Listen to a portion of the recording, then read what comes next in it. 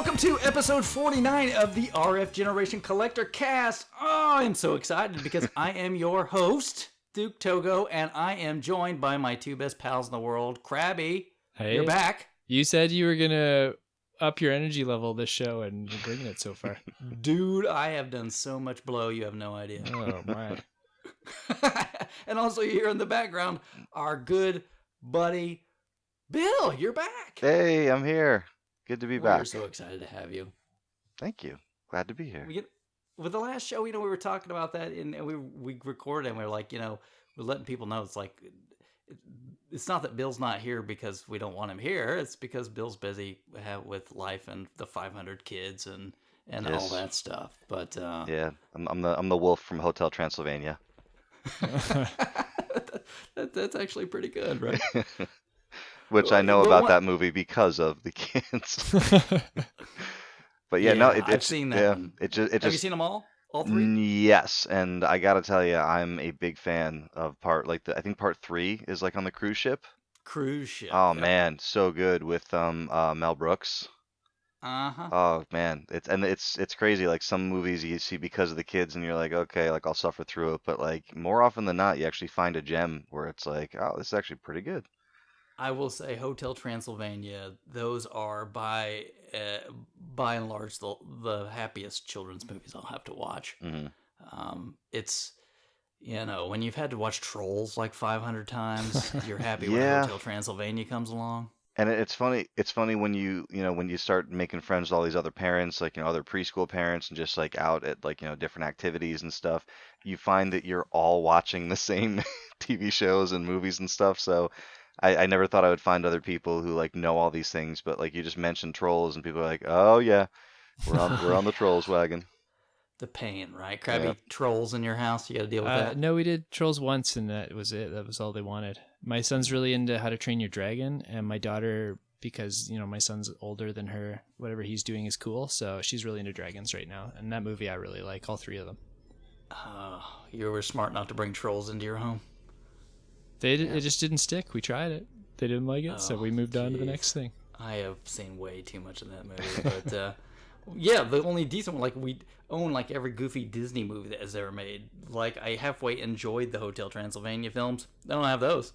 Yeah, of course not, right? Why would they want to watch that 500 times? and it's like you try to put on stuff that like you're into, that like, oh guys, let's watch DuckTales or Tailspin, like, and it's just, you just never know what'll stick. Like sometimes something you like sticks, and a lot of times it doesn't. So, but yeah, so definitely very busy. We got we got the two boys. We got a third on the way, and just a whole bunch of just crazy life stuff. But I reached out to the guys shortly after they started re-recording, and I was like, I just find myself thinking more and more about it, and missing talking with you guys, and just the whole, doing the recording and just chatting up every once in a while. So I said, if it's not too late, I would love to join you, and they said, of course. Yeah, why would we not want you on the show? That's what reunited at last. Yep. I know. We're getting the gang back together. Oh, that's what I even said on the last show. I said, everybody gets to listen to this as a byproduct. I really just do this show so I can talk to you guys. I mean, the having a show part's kind of a byproduct, but it forces us to get together from time to time and catch up and keep on going with things, and talk about some games, which is not too big of a problem anyway, right? No, it's great. Yeah. So, Bill, you've been doing some arcade stuff, right? In the intervening times. Yeah, so I've got several machines. I think the last time we spoke, all I had was a PlayChoice 10, and Yes. I had a Mortal Kombat 1 cabinet that I had when I acquired it. It was like painted black, and it came with like a Tekken board, and I bought that machine to convert into just like a hyperspin cabinet. And I had that for a while, and that was fun, and that was cool, and we had our good time with it. And then after a while, I was like, you know what? It's a Mortal Kombat 1 cabinet. I've been interested in doing a restore for a while, so I was like, let me, take the MAME stuff out and hyperspin, put it in the closet, and let me do a Mortal Kombat 1 like full restore. So it took a while. I learned a lot, and so the Mortal Kombat 1 restore is completely done. Before it was done, though, I got a lead on a Mortal Kombat on some arcade machines at a like an estate sale, And so I called a buddy who had like a truck, not like a pickup truck, but like kind of like one of those little like moving van type trucks, and a box truck. That's what I was trying to say. And so we went there to this estate sale, and there's a whole bunch of arcade machines there, and he wanted one, I wanted one. We got a package deal. And I could tell it was a Mortal Kombat 2 cabinet just because number one, I know what they look like, and number two, like it said Mortal Kombat 2 on the back of it. That tells you a little something. So, but it was again painted black. But what a lot of times would happen is an arcade operator would, they get a new game in, and it's a lot easier to paint the side of a machine black than it is to remove the vinyl artwork on the side of the machine and just like make it look like a terrible piece of like plywood. So I saw that there was paint on the side, and I kind of like scratched a little bit with my fingernail, and I saw vinyl like artwork underneath it, and I'm thinking to myself, I've seen other people do it. I was like, okay, there's artwork under here. I don't know if it's good, if it's bad, if it's faded, if it's ripped, but all I know it's a Mortal Kombat 2. I know there's artwork under here. So I got a decent price, and I bought the cabinet, and I got some Citrus Strip, which is a very mild paint stripper. And it took me a little while to kind of get my rhythm down, like how much you put on, and then you scrape, like you leave it on for like 10, 12 minutes, scrape it off with like a plastic scraper, get the excess with like a magic eraser. So once I got into a flow, I did like the entire side of one machine in about like an hour, hour and a half, so it wasn't too Nice. bad. And I'm telling you guys, it looks like it's like off the factory floor, and then Oh, someone Wow. like put a coat of paint off it. Like I wiped the paint off, like you would never believe how amazing it is. So so I ended up since the last time we were recording, on top of the Play Choice 10, I've got the Mortal Kombat 1, the Mortal Kombat 2, and I'm in the process of working on my Super Street Fighter 2, which is one of those big like Dynamo showcase cabinets. It's one of those Mm, like big old like 34, 36-inch monitors with like that kind of separate like control that panel pedestal, stand. right? Exactly, yeah. So I started by removing the laminate, kind of like sanding, belt sanding the laminate off, and relaminating it with like a very similar color blue to like the big blue type Capcom cabinets. And so the control panel portion is all finished. And in the fall, once I'm kind of done with some of the summary projects that we're working on around the house, I'm gonna revisit the Street Fighter. But yeah, it's been awesome. And a question I get asked a lot, because they look great when they're all restored, is people are like, "Oh, are you gonna sell those?" I'm like, "Nah, these are for me. These are for fun. These are to have people come over, flip on 5 arcade machines, and be like, all right, guys, let's play. So that's the piece I'm looking forward to, is when we get to have the arcade parties. definitely. Now I'm curious, being that's a CPS no 2 game, or Yep. no CPS 3, No, was yeah. Super Street Fighter 2 or 3? Super Street Fighter 2, Super Street Fighter 2, so CPS 2. So then Street Fighter 3 was when it moved into the CPS 3. Yeah, okay, because like the last Street Fighter to be on CPS 2 was Super Street Fighter 2X, right? Yeah, yeah, and there's a bunch of different revisions. And there's like Grandmaster Challenge, and there's Super Street Fighter 2 Turbo.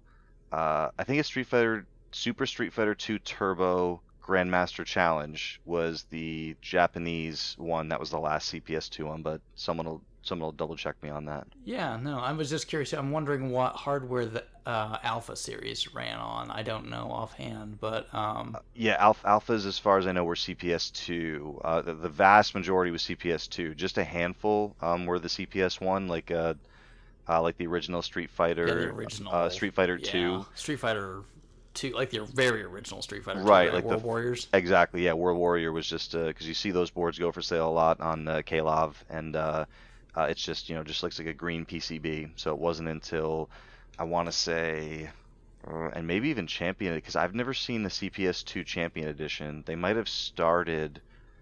I know all the Turbo, maybe. alphas are. They might have started at alpha. Hmm. It'd be interesting to see. I don't know. I know my friend a little while back picked up X-Men versus Street Fighter, Hmm. and I helped him kind of do some basic restore on that. Still trying to tell him he needs to get the stuff so we can recap his monitor, but he's more of a player. He has no idea about like the technical side of things too much, but Right. You know, I told them like they have these mods now, like that. I don't know if you've looked at that, like that Darksoft, where you can just play all of the For games sure. on Yeah. one board, and you know, not a cheap option, but probably cheaper than buying all the B boards. Exactly. So it's one of those things like if you wanted to be playing off the hardware, so without bringing in like any kind of computer emulation type thing. So Darksoft, for anyone listening, it's a pretty extensive mod. It costs several $100s. I want to say like between like $300 and $400. And it's Um, like the guys from like Eastern Europe or something that does yeah, it, right? he's a Like very Romania or yeah, something. he's a very talented, very smart Big Hotel electrical engineer. Transylvania fans. Yeah. So, As an electrical engineer, and a lot of guys in the arcade community are electrical engineers, and they come up with their own like PCB designs and mods and stuff. But Darksoft is a very good, very fairly expensive mod where it requires so CPS2 games they have the A board and the B board. So the A board is it's like think of it as like the console that has like all the kind of like the hardware and the chips on it that like every Capcom CPS2 game would need to have. And then the B board is the actual game. So think of that as like the NES cart that you're like stick into into the console. It just has the data that relates to that specific game. The reason they did this was twofold. They wanted arcade operators to have an inexpensive way to switch out games that would be easy enough where they could just pop a game board out, like take off Street Fighter Alpha 1, put on Street Fighter Alpha 2, pop it in, done. They also had security mechanisms built into them where you had to buy like official stuff or, like a battery would die and then, Inspector Gadget, your whole situation. yeah, and But I think they kind of did that too. Is you had to think had to be an answer to SNK's Neo Geo system, you right. know. Yeah, which was a concern of for arcade manufacturers at the time to be able to just compete with it with someone who's going to give you a multi-cart system solution.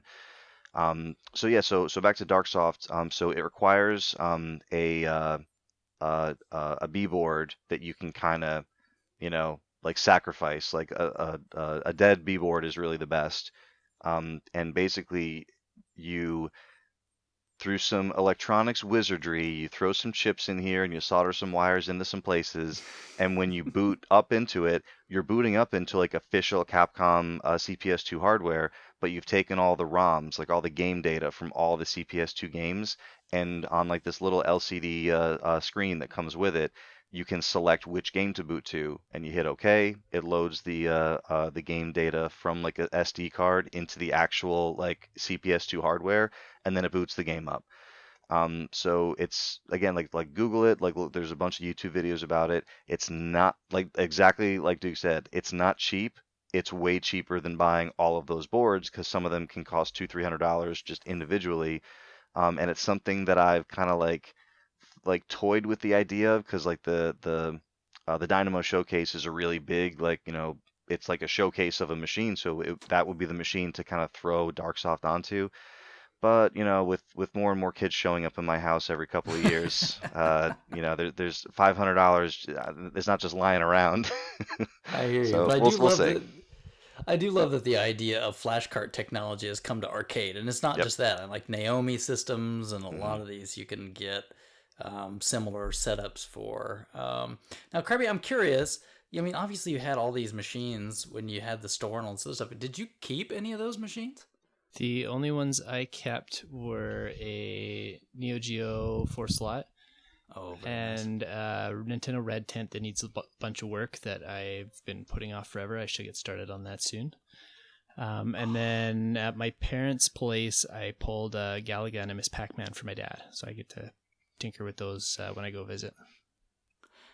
A red tent sounds like just the most awesome project Yeah, to have. I'm I mean, don't actually get me wrong, pretty a play excited. choice would also be fantastic, but this, I love arcade stuff. It's pretty cool, but I would, obviously one of those two would be the best thing Yeah, and in my mind. it's got boards in it for versus Castlevania and Dr. Mario, so I'm pretty happy with those two. But there's a few more I'd like to track down after I get it running.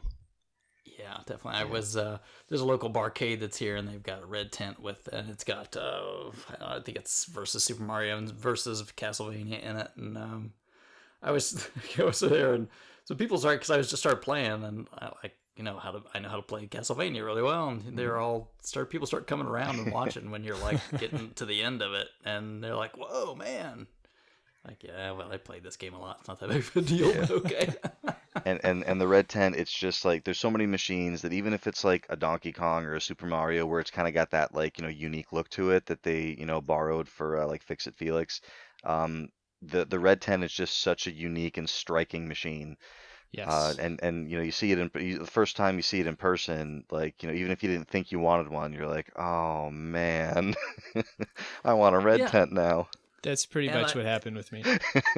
and Very that accurate. layout is something where like a lot of arcade games, people can't see very well what you're doing because you're taking up all the space in front of the cabinet. But hmm something like that, everybody can kind of crowd it. A lot of people can see and Yeah, watch. yeah, because you're down exactly. It's kind of like the Japanese machine, like the Astro cabs.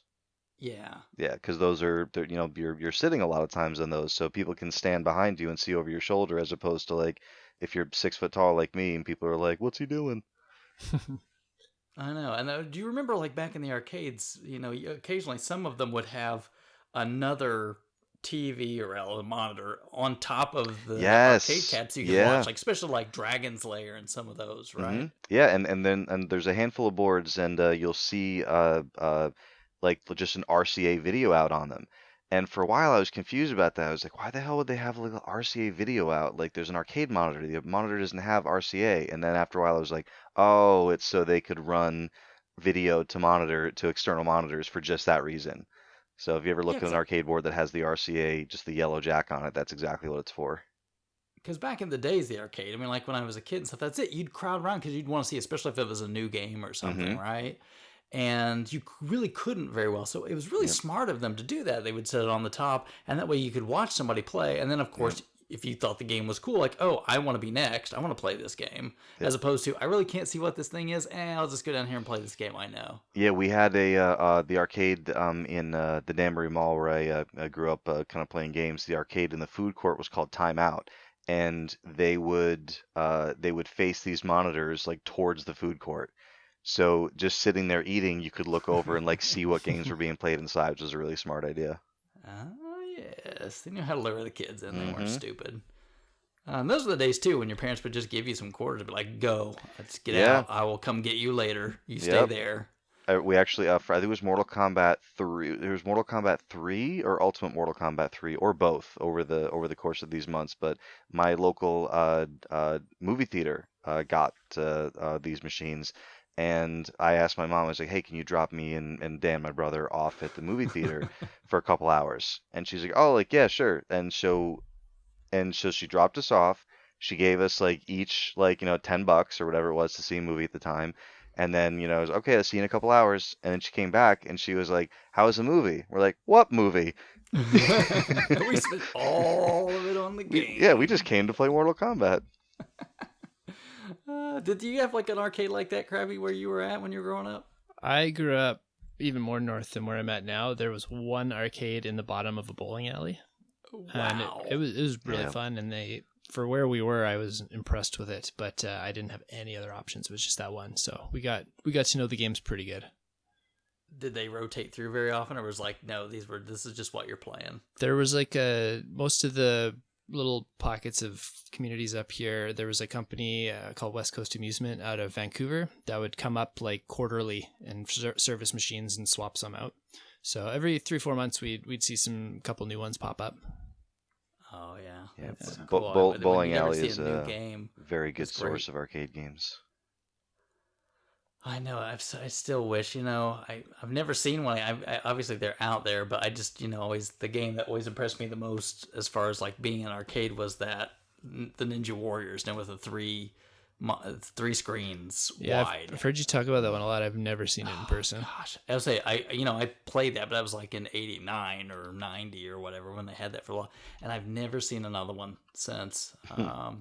I mean, obviously they had to be out there, but they had to be ungodly expensive. I'm sure why, and they stuck to quarters really well. I'm sure they made money for them, but that was the only one I've ever seen. I never even saw one in another arcade. That would be up there. It's like one of those ultimate things to have. Although I couldn't fit in my house, my wife would probably Yeah. kill me. I, But I, I think yeah. I would risk my life for one of those. So maybe I would try it. I know it's not the same thing, but the only footage I've ever seen of them are people doing like playthroughs or long plays there's a not a hack, it's like an official like modification to the MAME emulator where that game will play like triple wide in like ultra letterbox, so you actually can play it Oh, like in ultra wide, on a single monitor. So that's where I've seen how wide that gameplay looks, but same thing, I've never seen one in person. see, these days though, you could do that because they have those ultra wide monitors, Yeah, right? You yeah. could kind of get the experience. Yeah, it'd have to be the super because the regular ultra wide actually isn't as wide as two widescreen monitors. It's like a little bit less narrow, but then like those super ultra wide ones, that one you could do it. Oh man, yeah. All Like right, now like you're the giving me. 47. I think there's like the 34 is like the regular ultra wide, and then like there's like it's like 47 corner to corner is the super ultra wide. That's probably closer to the aspect, but yeah, That's about as it's close as I'd ever get. I think they use that same setup for one of the Darius games in the arcade. I think there was that same setup that they used for that. But yeah, talk about unique. Mhm. Taito made some pretty. The arcade games were really cool back then. That was Yeah. it. They had to make them really cool because it had to be the new flashy thing, so people would come and spend all their money on it. Hmm. And yeah, I mean, I would go and me and my friend, we would play games like that, like Ninja Warriors. We would play it till we beat it, and that took Yeah. a lot of money Oh yeah. to get through those games, even if you got pretty good at it. Yeah, I might have mentioned this at some point before, but I remember the first like few dozen times we went to an arcade, you get a couple bucks from your parents, and like it was like a shotgun blast. Okay, play this. We're out of money, right? And then as I got a little bit older, the first time this happened was I got a roll of $10 in quarters from one of my uncles while we were all on vacation and we're up in a party. And we're kind of moping around because we're kids and we're like, oh, we're not having fun. So my Uncle Dan came to all of us and gave me, my brother, and my sister each a $10 roll of quarters. And it was all like, this is the most quarters we've ever seen at one time in our lives. So we went downstairs and there was only like, 6 or 7 games in like the hotel's game room. But I went straight to The Simpsons and I put every single quarter in that roll of $10 quarters in the machine. And I was like, all right, like we're beating this game. And that was one of the first times I had a crowd of people around me, not because I was good at this game, but because like, dude, like this guy has 47 lives. He's going to win. He's We've he's never he's seen gonna this. do everything. So but yeah, that's when I started being like, okay, instead of playing like a little bit of everything, I'm gonna pick a game and like we are just gonna stay here until we finish it. And when you said that, it made me think of that. I had Oh, a yeah, that's very why. similar story where we went to Vegas when I was a kid, and Hmm. my grandpa won like $5,000 or something in one of the Wow. slots, and he just gave all of the grandkids there like a big bucket of quarters to Yeah. go and just play in the arcade. And yeah, and we just sat there and like finished like game after game. Like I've never been able to do that. It was Nice. awesome. Well, I think that was a big thing for me anyway when Street Fighter became a big thing because if you got good at it, people Keep would come playing. keep playing you, Hmm. and you Yeah. could go play a long time on a couple quarters. Hmm. Again, then somebody would come along and knock you off the machine, but Yeah. a lot of times, like you'd have scrubs or something that didn't know what they were doing. You could play for a really Yeah. long time. And I didn't think I was that good. Like I probably thought I was okay, but like I never expected to like go on like a 3, 4, 5 win streak, right? So like this one time, I threw a couple quarters in, and like I beat this. I was probably like 8 or 10 or something, maybe a little bit older than that, and uh, this dude comes in and like he's older, he's like a teenager, and I beat him, and then like his friend puts in a quarter, and like like I beat him, and I didn't think I was doing that. I was, I thought I was just being lucky, and like they thought I was like a ringer, so like they were like, okay, like we'll take care of you, and they were like Bobby, get Joey. So like they like got this like this friend of theirs who was like not even in the arcade area. They like called him down, like, hey, like Joe, like, come beat this kid. Bring in the And heavy then I beat guy. that guy, which is like the that's the only time that like I had like multiple like challengers coming at me, and they were like, oh man, this kid's too good. And I was like, no, I'm really not good. These guys just aren't good at all. But yeah, I remember like there'd be like one dude and then like 37 people just in line to play him, and he's just beating like one after another. Oh yeah, oh yeah. I remember the same sort of thing happened one time when I felt like I was pretty good. I don't Hmm. know if I was like fantastic, but I do remember this one time I went to an arcade that I didn't usually go to, and there's this young kid. I don't know, I mean, he wasn't crazy young, but he was a younger kid, and he was playing. That's it. Like, these people would keep coming up, and he would just churn through them. And I was like, all right, I got to play this kid. And yeah, he was really good. He was really good. I was like, wow, man, he must spend a lot of time on this machine. But yeah, I played him a few times. I'm like, okay, man, this guy, it's it. You're kind of like, okay, I'm going to wait till you're done because I'm going to wipe every time. But yeah, that was, gosh, the arcade game days. But so, Krabby, when you sold the store, did all the arcades and everything go with it? Was that part of the deal? Yeah. Okay. All right. Yes. Do you get unlimited credits when you go in there as like a favor? Like, I want to play these from free play, or? Yeah, they're pretty nice to me. They've got like a LAN setup that, because my son's not as interested in arcade stuff, so they'll let him like play Fortnite or Minecraft on the LAN setup if I want to go play some arcade games for a bit. Oh, that's good. Yeah. Krabby normally has a quarter with a thread through it anyway. So. Classic. Oh gosh, that reminds me. What was it? My school. There was a Coke machine that was in my school. Yep, us too. Yeah, like back in the day when you could have a Coke machine in a school. Yep. But you could stick your arm up in it, and Oh, you could wow. grab the lowest level of Coke and pull it out. You could only do it the lowest one. So that's it. You'd reach in there all the time, and you'd just snag a Coke, and then whoever paid for the next one wouldn't get one. Yeah. Ours wasn't that it was similar, but it wasn't that, like obvious. So we had a Coke machine that, like, if you put 1 quarter in and then like waited for it to make its whole journey to be authenticated, it would like accept the quarter, and it's like, okay, you gave me 25 cents. But if you like kept putting quarters in like too fast, like one part of the mechanism would be like, okay, this guy legit put a quarter in. But another part of the mechanism would be like, whoa, whoa, whoa, this guy's too fast. Give him all the quarters back.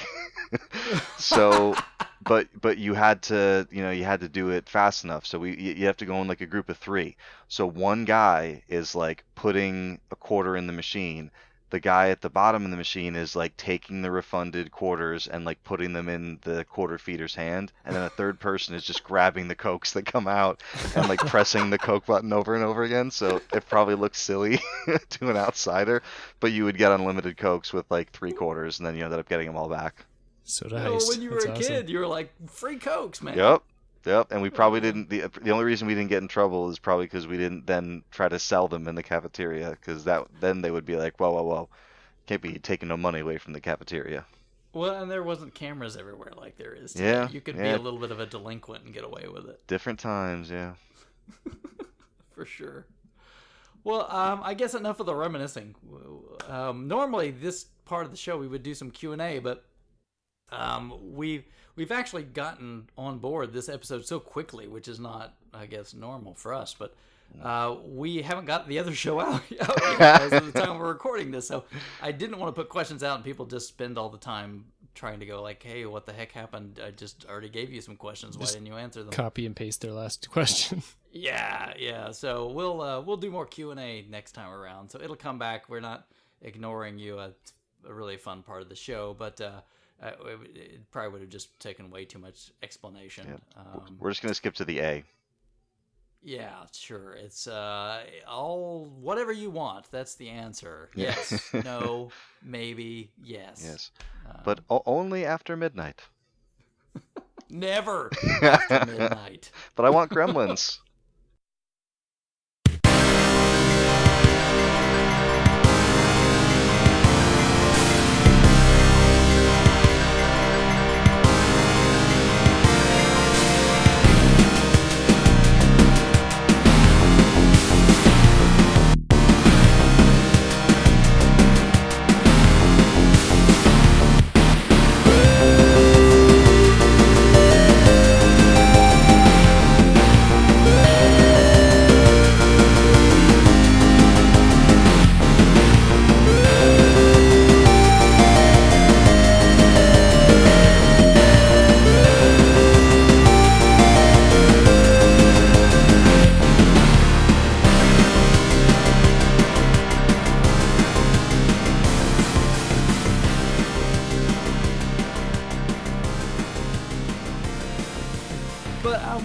Take some time in this episode because when we were doing this show before, we did like I went back and looked. We did like one tiny episode like at the beginning of 2018, and then like middle of 2017, and then so in the meantime, while we've been on somewhat of a hiatus, this whole limited run gaming thing has really taken off in the gaming and collecting space. So I think we want to take a few minutes and kind of address this and talk about our thoughts and this very unique situation that's come about. And so that's it. So Krabby, you've got a few notes here. I'm going to let you get started. You've got a few of these companies listed here, although I think there's more of them, right? There is definitely more. I just put down, I think, the most prominent ones.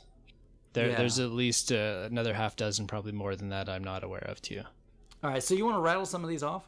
Yes, I think the biggest one, the one that kind of started it and popularized it, was limited run games.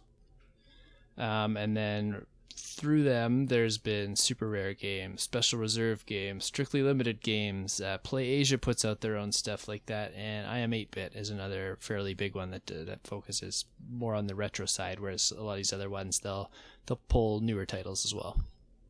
Yeah, and I think that's and like limited run games. The idea, to some degree, when they started out, was, hey, let's take indie titles that would their first game was a game that one of the creators of the company had developed and said, hey, I want a physical version of this game, so it's always exists.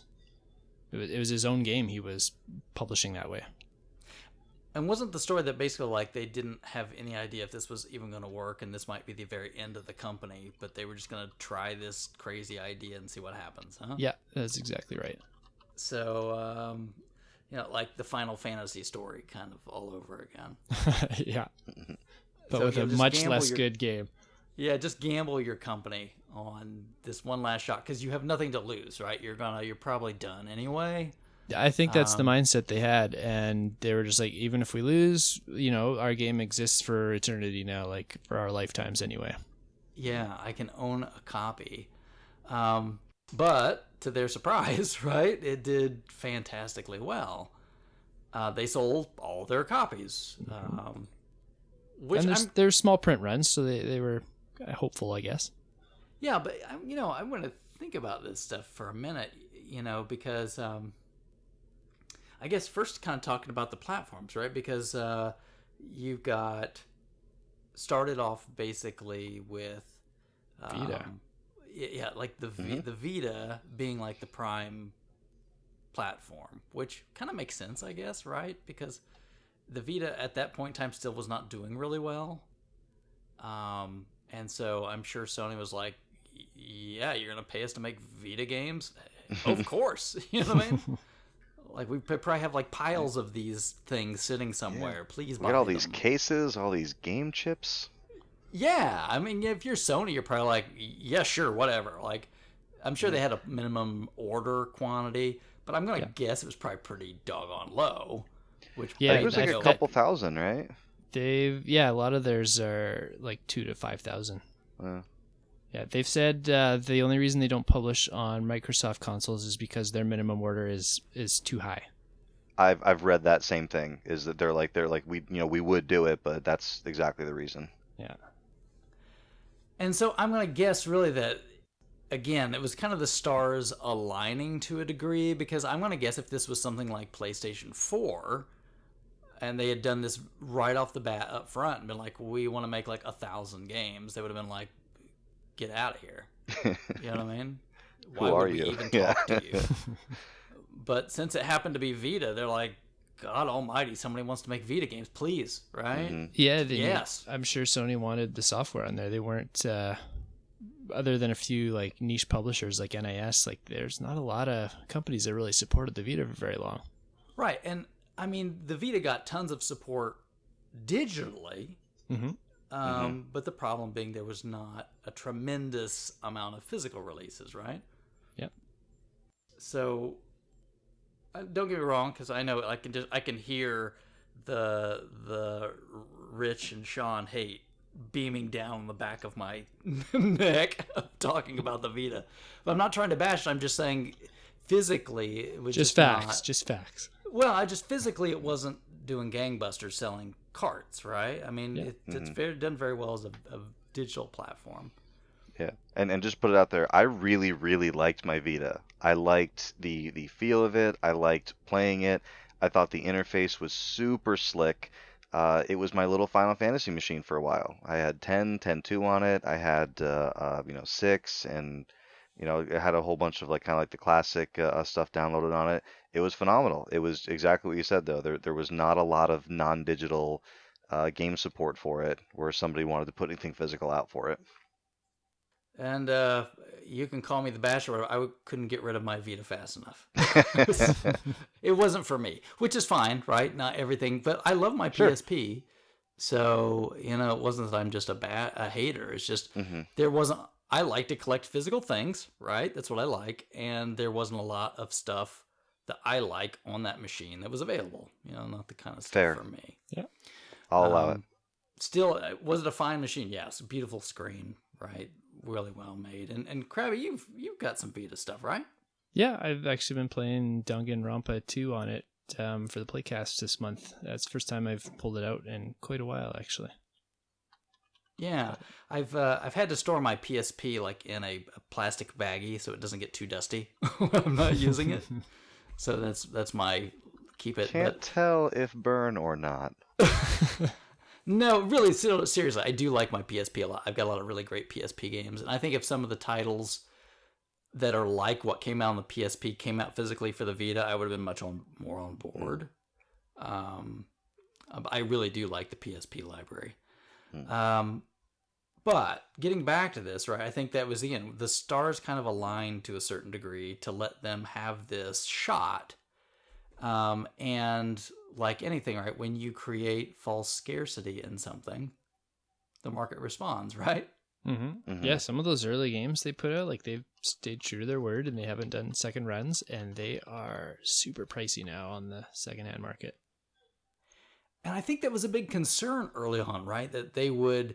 I think a lot of people were early on watching them to go, is this really limited? Or if you make it up, are you going to be like, no, we'll do another run, right? Right. No, they seem like, I've seen a bunch of interviews with the dudes. They seem like really solid human beings, and they've stuck to their word. And people bug them about some stuff, like when they have republished games on different platforms, and I know they've taken some flack for that. And then they've just, in the more recent years, started opening things up to pre-order. Rather than having a limited quantity, they will like just fill the order until the timeline's done, and then ship out Right. X amount of copies, kind of thing. But Which honestly I'm a bit of a bigger fan of, because I'm more interested on the soundtrack, like as far as collecting physical things. I'm more into like the vinyl soundtrack side now than most of the limited run games that are coming out for Switch and this and that. So and a lot of times like the Ninja Turtles, Turtles in Time vinyl that just came out like a week or two ago on I Am 8-Bit, that like in like 30 minutes, like that picture disc pizza was sold out. I like, to me, like, it doesn't make it any better like if it's like 500 copies versus 1500. Either way, like if you don't get in on it in that first week or two, it's going to be gone. So like, to me, like, the number doesn't make as much of a difference, but if it makes it easier for me to acquire it by doing that pre-order, I'm in on that. I like that too, because they've typically, at least with limited run, they're open for 3 to 4 weeks windows. So I've got a paycheck or two to juggle around too if there's a specific game I'm very interested in. I don't have to, do it on my phone because I'm out with my family at specifically 7 o'clock when the pre-orders go up, like, because they'll be Right. gone in 2 to 3 minutes, like. Yeah, Yeah. literally. And to your point a second ago about them taking some flack about doing stuff on other platforms, what I really appreciate them doing, though, at least, as far like the collector side of me would appreciate, is they number their releases. So if Saturday Morning RPG was limited run release number 2, then when they put it out on Switch, it's like not number 2. It's it's number 5. Like whatever, like the 200 at this number. point. Exactly, yeah. So Mm-hmm. like, I like that it's not there's at least that like small differentiation. It's like the Canadian flag versus the US flag on the RF Generation collection tool. Exactly the same. The bane of Krabby's existence. I like to mention that every once in a while. No, I hear you exactly. Like Bill, same thing. Like there was just recently, there's a Bloodborne vinyl release, and it was Hmm. that same sort of thing. Like, yeah, they're gonna do these, but like, if you want this certain with all this extra stuff in it, we only have Right. this many, and you have to order it. And I had to like sit there and just like refresh the stupid thing Yeah. because it's from Britain, so I have to be on their time and sit at the computer and refresh this thing like crazy just so I can get my order in, which I did, but. Or like when the limited run games, like when there's stuff come up with that, I'm like, yeah, I'm at work. I mean, I have to Right. sit. I have to hope it's not busy at work, so I can Right. sit and hammer this stupid thing. My shift ends at 7 a.m. when their first batch usually goes live in the morning. So a lot of times, like I let my coworker know, I'm like, I'm just gonna sit in the office for the next 10 minutes and do stuff on my laptop. I just got to tape down the F5 button and wait right here for a little Yeah. while, right? And I've never missed anything doing that I've tried to get, but it is a pain where I prefer the luxury of having whatever time I want with the pre-orders. Hmm. I've lost a few things in a cart before, and that's to me a little frustrating. Is Yeah, I'm for in the sure. cart, I'm trying to check out, and then it gripes and glitches because obviously too much is trying to go on, and then by the time Right. something works, it goes beep. Was We're that all on Limited done. Run or another site? 'Cause I feel I like had Limited that- Run like locks it into my cart once I'm in there, at least recently. I had that happen to Limited Run early on. Okay. And then I recently had that with another publisher. Because in the that was last not Limited year, I'm pretty sure they've got it now. So once it's in your cart, like you're safe to like you can Yeah. take your time to fill out your credit card info and that kind of stuff. Yeah, early on it it- was not like that.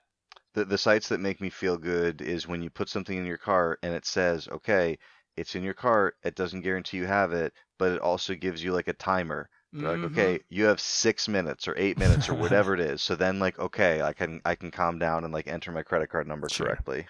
Yeah, Yeah, because because- like with Limited Run, every January 1st, they do overstock sale because they keep extra copies of games in case they had shipping problems or things got wrecked in transit so they can replace them. And then they sell the excess stock. So I usually go there and try and get like half a dozen of the games I missed throughout the year that I just couldn't afford at that time or whatever. And yeah, I'm like frantically trying to get everything in my cart and then get the cart loaded up as quick as possible because it's more than just the one title at a time. Yeah. Yeah, and you don't want to have to lose out if you took the time to be there and you did all this other stuff, and just because PayPal is glitching right this minute or something, right? And then, whoop, sorry, Yeah. But that's what I had happen to this other one. It was a release. I think it was a European, one of these European limited places, and that was it. I just couldn't get PayPal to work right, and then by the time I finally got to work right, beep, it's gone. It's like Brutal. Yeah, because okay. almost any of these games, with a few exceptions, are like minimum double the price you'd pay if you get them within a month or two. Like I bought I missed out on the Shantae games that Limited Run did pretty early. They were not cheap to acquire afterwards, either of them. I know there was a Switch game that came out. It's like Lone Wolf. They did a copy of that, I think, in the UK or something, and it was one of these limited release things. And I didn't even have no clue that even happened, right? I mean, like nobody would talked about it or anything else. And now I'm like, well, crap. Now what? I guess I could go on eBay and pay a lot, but. Right. And part of that too, what that fuels is just the resaleability of something without scalpers. without even being like interested in it, and without pointing fingers at resellers or scalpers or anything, because we all sell a thing from time to time. But I mentioned records before, so in that kind of same vein, a friend of mine pinged me and was like, oh hey, like X site has this game soundtrack, like it's going on sale. It's like a 7-inch supplemental thing. It's going on sale tomorrow. It's like $40. And I was like, oh no, I appreciate the heads up, but like, I'm not super into that soundtrack. Thanks though.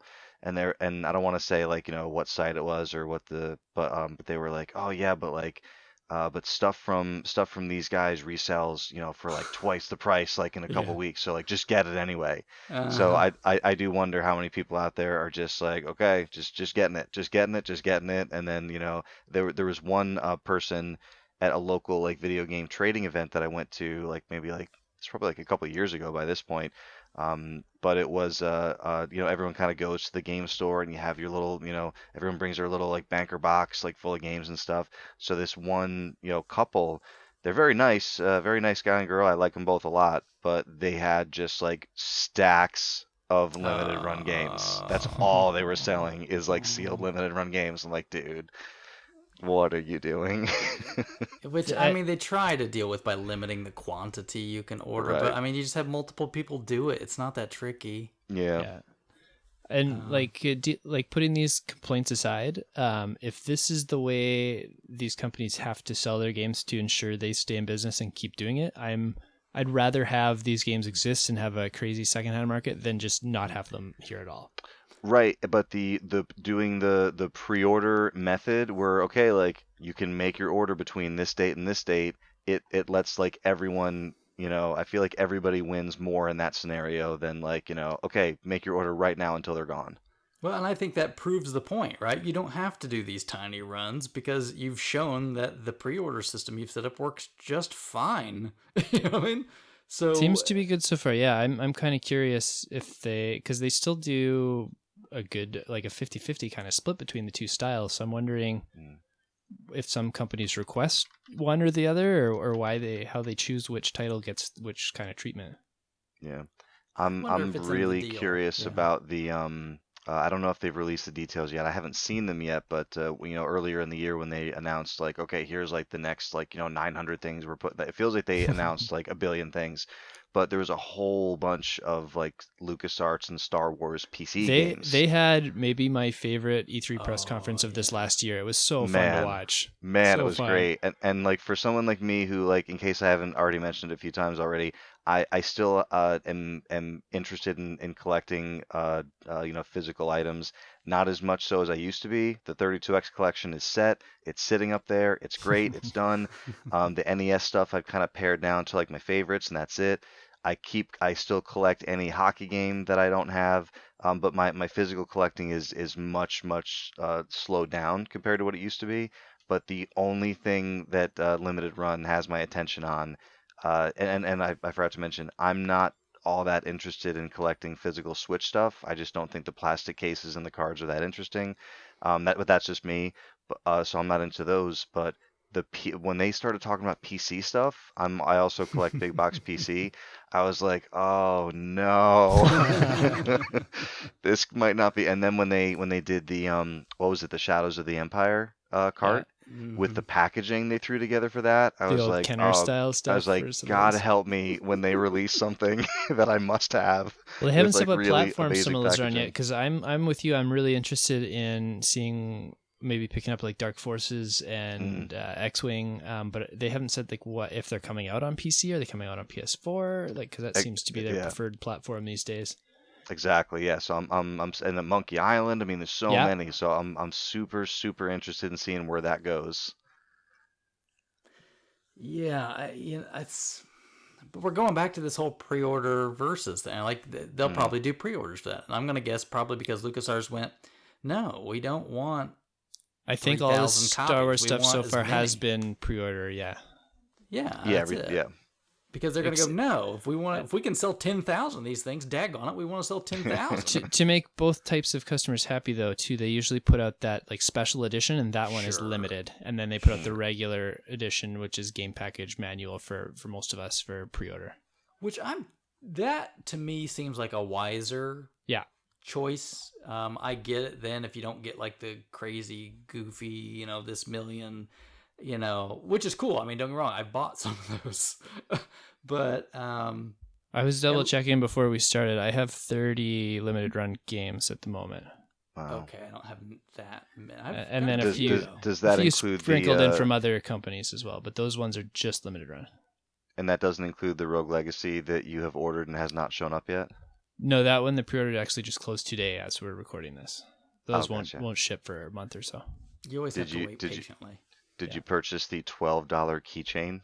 I did not.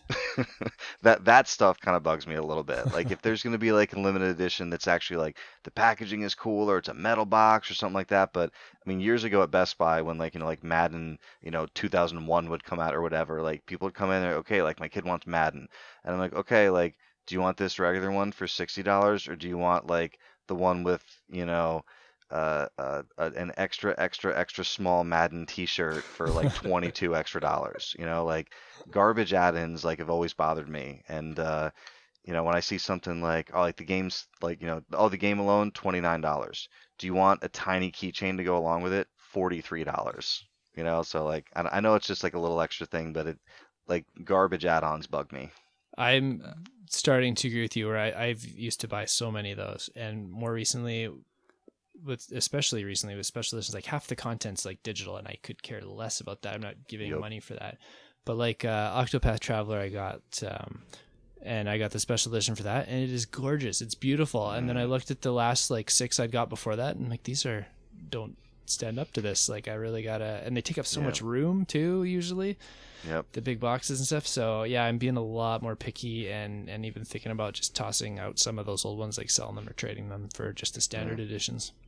My favorite special editions that don't take up any more room than the regular editions are like the Kingdom Hearts PlayStation 3 like collector edition with like that little like hardcover book and the slipcover, and Final Fantasy X had that same style.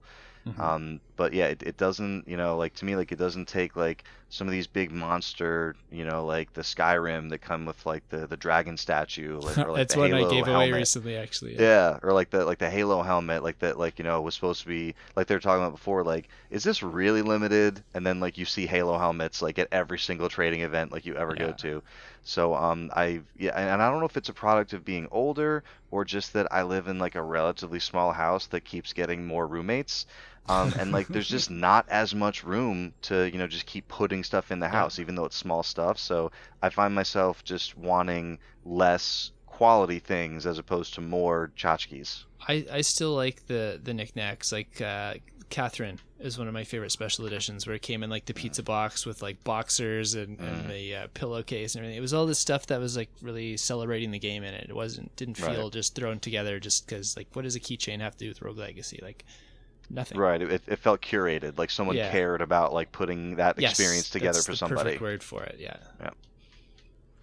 Yeah, it hurts me that I missed out on that Octopath set, but yeah, that was my pre-Twitch. It was pre-Switch days, but because the two Bravely Default special editions are that same idea. They're just really well done.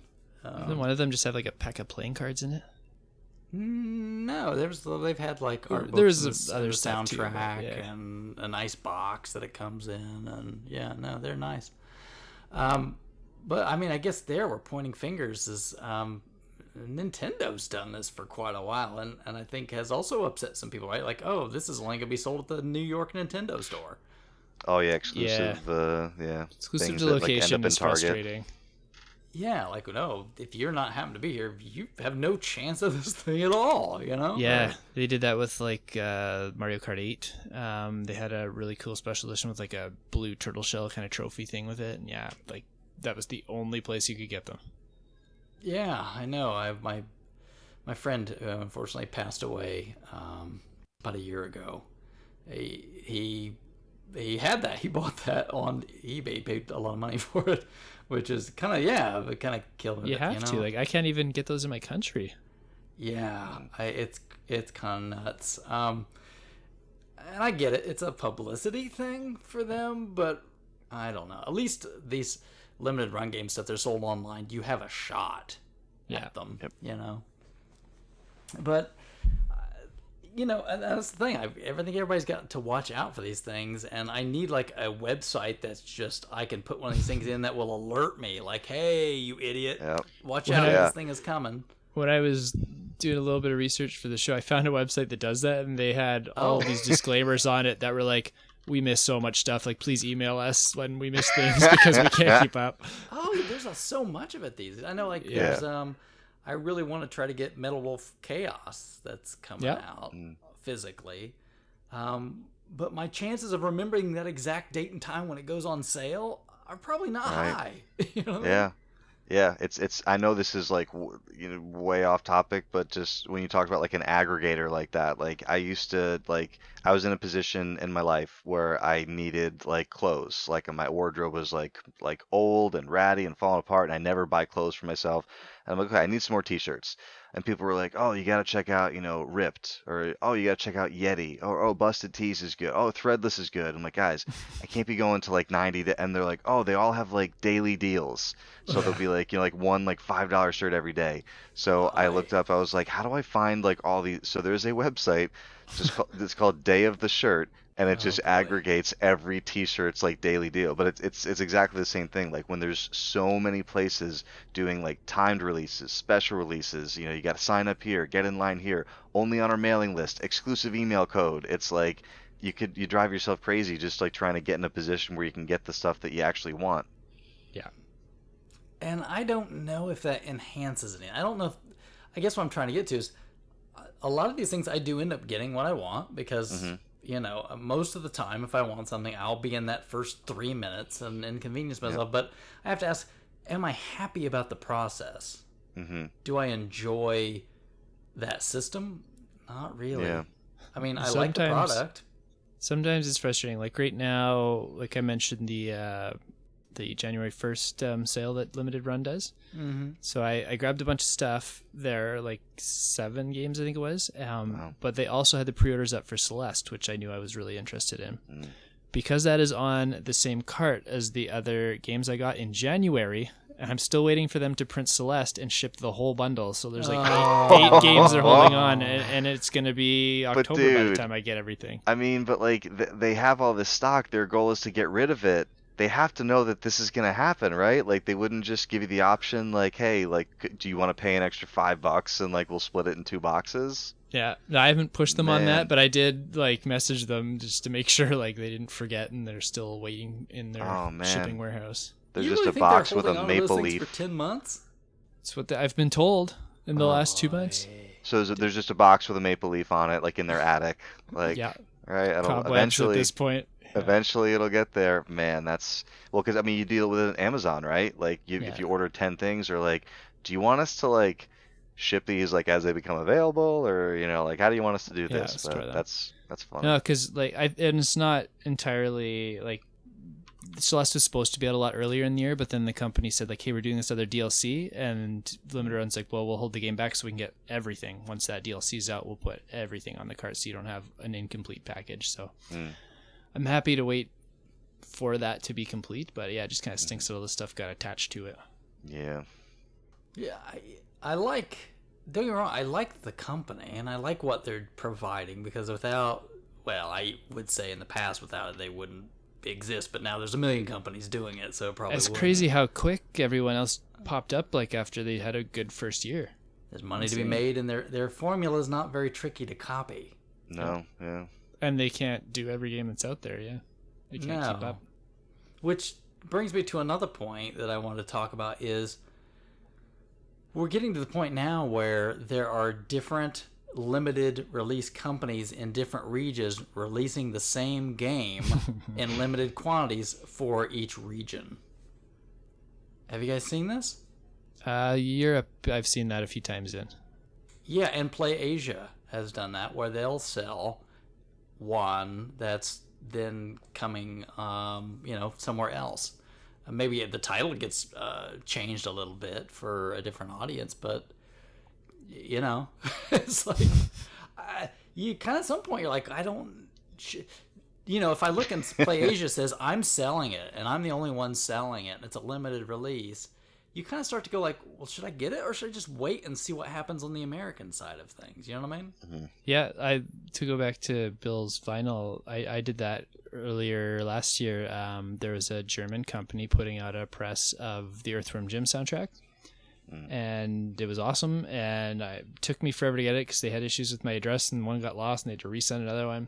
And I finally got it like 4 months after it was supposed to arrive, and then like 2 weeks later, like they're doing a U.S. release for it, and I'm like, oh well, that would have been a lot easier, and the shipping would have been half Man. as much. I know. I wish somehow you could know that, and they may not know and be able to tell Right. you anyway, because there could be a deal that's still in the works, and I Yeah, get that. But sometimes you're like, dang, Right. again, it It throws another wrench in the works, right? Yeah, it's the reason I haven't replaced my Axiom Verge vinyl, which I was lucky enough to get from a friend who got it. He got like a review copy, and just decided to keep it. And then like so like a couple of years later, I was talking to another buddy, and I'm like, oh, it's one of my favorite game soundtracks. I would really love the vinyl, but it's like out of print and super expensive. And he was like, oh, like so and so has one. He got it for a release, like a review copy. See if he'll give it to you. So I call him up, and he's like, oh yeah, sure, like here, take it. Give me whatever you think's fair. And I gave him some stuff, and like so everyone's happy. And I've mentioned those little roommates that we have. So one of the cool things about vinyl records when they spin on a turntable is I guess they look like Hot Wheels can just race right on them. Oh no. So I found it happening, and it was like just like you'd expect in the movies, like so like ran over, like got him off there, and then like turned it on, and like started playing the first track. I'm like, okay, well maybe it's okay, and it was like, vroot, vroot, vroot. I was like, oh, it's Oh. garbage now. So I've emailed Tom Happ several times, tweeted at him several times. I don't want to bother him any more than I already have. He's of course ignored me because he probably gets these tweets like 10 times a week. And I even like emailed and tweeted at Ship to Shore, who made the release, and Hap has not said anything, and all Ship to Shore has said, like their exact words were, "There will never be another repressing of this, at least not on Ship to Shore," Oh. which is a really final way to say that, right? So like Yeah. now I'm left with like, okay, do I go on the secondary market, like, and pay a price that I don't want to pay for one of my favorite vinyl soundtracks, or will it show up on I Am 8-bit in a year? Like you just don't know. Yeah, that's like this. Like I said, this Bloodborne album.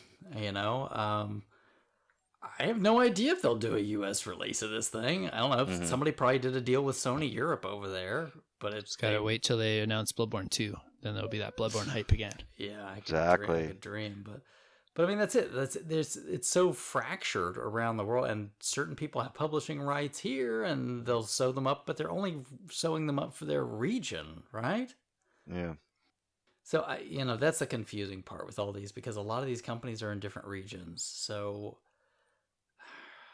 I think that's a tough part, and we even like at RF Generation struggled with this when this first came out because when limited run games was the first one, right? They were getting classified as worldwide releases, Mm. and guys remember that it was that ESRB thing. Do you remember Krabby when they had like to deal with the ESRB and they thought like maybe this whole thing is Oh, going to yeah. get tanked? I do. I do. Because they weren't rating any of their games, and then the ESRB was like, "Wait a minute, Yeah. you You're can't not do that that." small. You gotta sneak. You're not gonna sneak under the radar. Yeah. Right? They're like, "We want our money," so the government wants their money. Well, I guess they're not government, but Lobbyists. they're in the industry, right? So industry controls. Yeah. So they were worried, like, "Oh, this is going to sink our company. I don't know if we can afford to do this." And anyway, whatever it was, they figured it out. But then that suddenly made it very plain and clear to us that, oh, if the ESRB governs this thing, these are not worldwide releases. These are North American releases, Hmm. right? Yeah. And so we have to go back and reclassify all this stuff. And now trying to do that well in a database is tough because how do you decide? Is it the country of origin for the publisher? I mean, we kind of have to look at it that way now, but it's it's kind of muddied the waters a little bit, you know? Maybe it's just Yes. me. No, yeah, for No, sure. you probably have to deal with it a I lot thought it more was on the rhetorical. database side. But yeah, I could see the extra Yeah. frustration there for sure. Yeah, we deal on it a lot, and then people that are gung ho, which I respect very much their enthusiasm. But like the Mhm. instant one of these games gets announced, people want to add to the database and put and like, no, you have to Yeah. wait until this thing comes out, because what if it doesn't come out, right? Right. Or what if something changes, or you just calm down I and wonder we'll when get we'll hit you. a point where they do a pre-order fill and they don't make enough to minimum order through the pre-orders. That'd be interesting. I don't Yeah. know. You think that they For, probably have to, in order to do it, they probably have to write some kind of agreement that they'll buy at least X number of copies, Right. don't you think?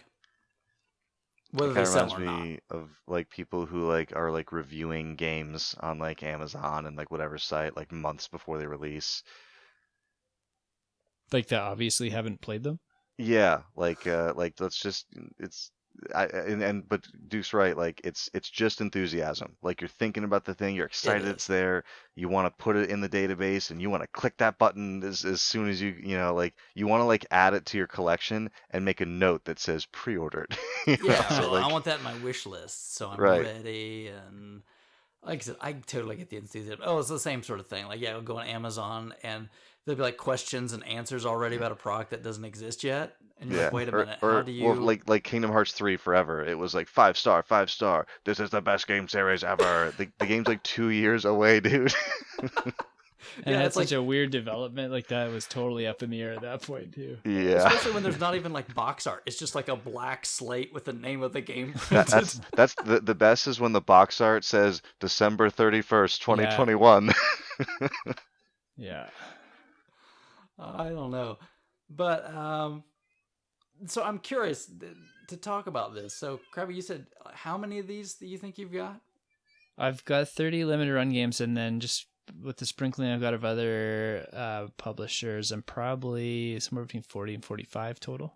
Wow. Okay. All right. So you're definitely all in on this. You like They this they got system? me. Like, yeah, like I hear about games like The Messenger and Celeste where I'm like, this sounds amazing. I'm never gonna buy it digitally. And then one of these companies picks up and like, awesome. Now I have a reason to throw some money down. Like Bill's been suggesting Rogue Legacy for a long time, so that one's been on my radar for a while. So even though that's several years old now, it was really cool to see it like pop up out of nowhere. Yeah, and you're definitely like the like the audience for this Mm. type of thing because I mean, and I don't really think about it that way sometimes because even like a lot of people I know who collect, like they'll still grab the odd, downloadable game here and there. They'll like dabble a little bit, but they prefer physical. But for someone like you who like we'll be talking about like you said years ago we'll be talking about this game, this game, this game, and you're like, yeah, sounds amazing if there's ever a physical version, I'll play it, So like I could imagine this kind of being like almost like games that not that you missed years ago, but like games that you never felt were, like it wasn't you didn't feel appropriate playing it, like digitally. So I could see this kind of being like your candy store. Like, oh, we It got that is. thing that you always wanted. And I try and keep somewhat involved in what they're putting out throughout the year, so I don't miss those opportunities. But when I do because it's been multiple times I've done that day one January 1st sale, where I'll look back like the last week of December at what they're putting out, and usually I end up with a cart full of games I've never heard of before. There's really cool little indie digital games that I just can't keep up with because of like there's thousands of games released every year now. Yep. So I've got some like really cool games I've never heard of just to try them like that too. Like I got one called Drive Drive Drive where you play as 3 cars at the same time and you're controlling all of them and you have to switch between them and they're all on separate tracks. It's so much fun. And then I got one called Escape Goat 2 and I didn't even know there was an Escape Goat 1. But it's like a single screen platforming puzzle game, and me and my son had like the best weekend playing this stupid game where you had to be a goat and escape a castle. Okay. Crazy. Yeah, so like both like all the big games that get the press, like The Messenger and Celeste and stuff, like I'm super happy to have those. I'm just as happy to have these weird niche games that I would have totally missed out on otherwise.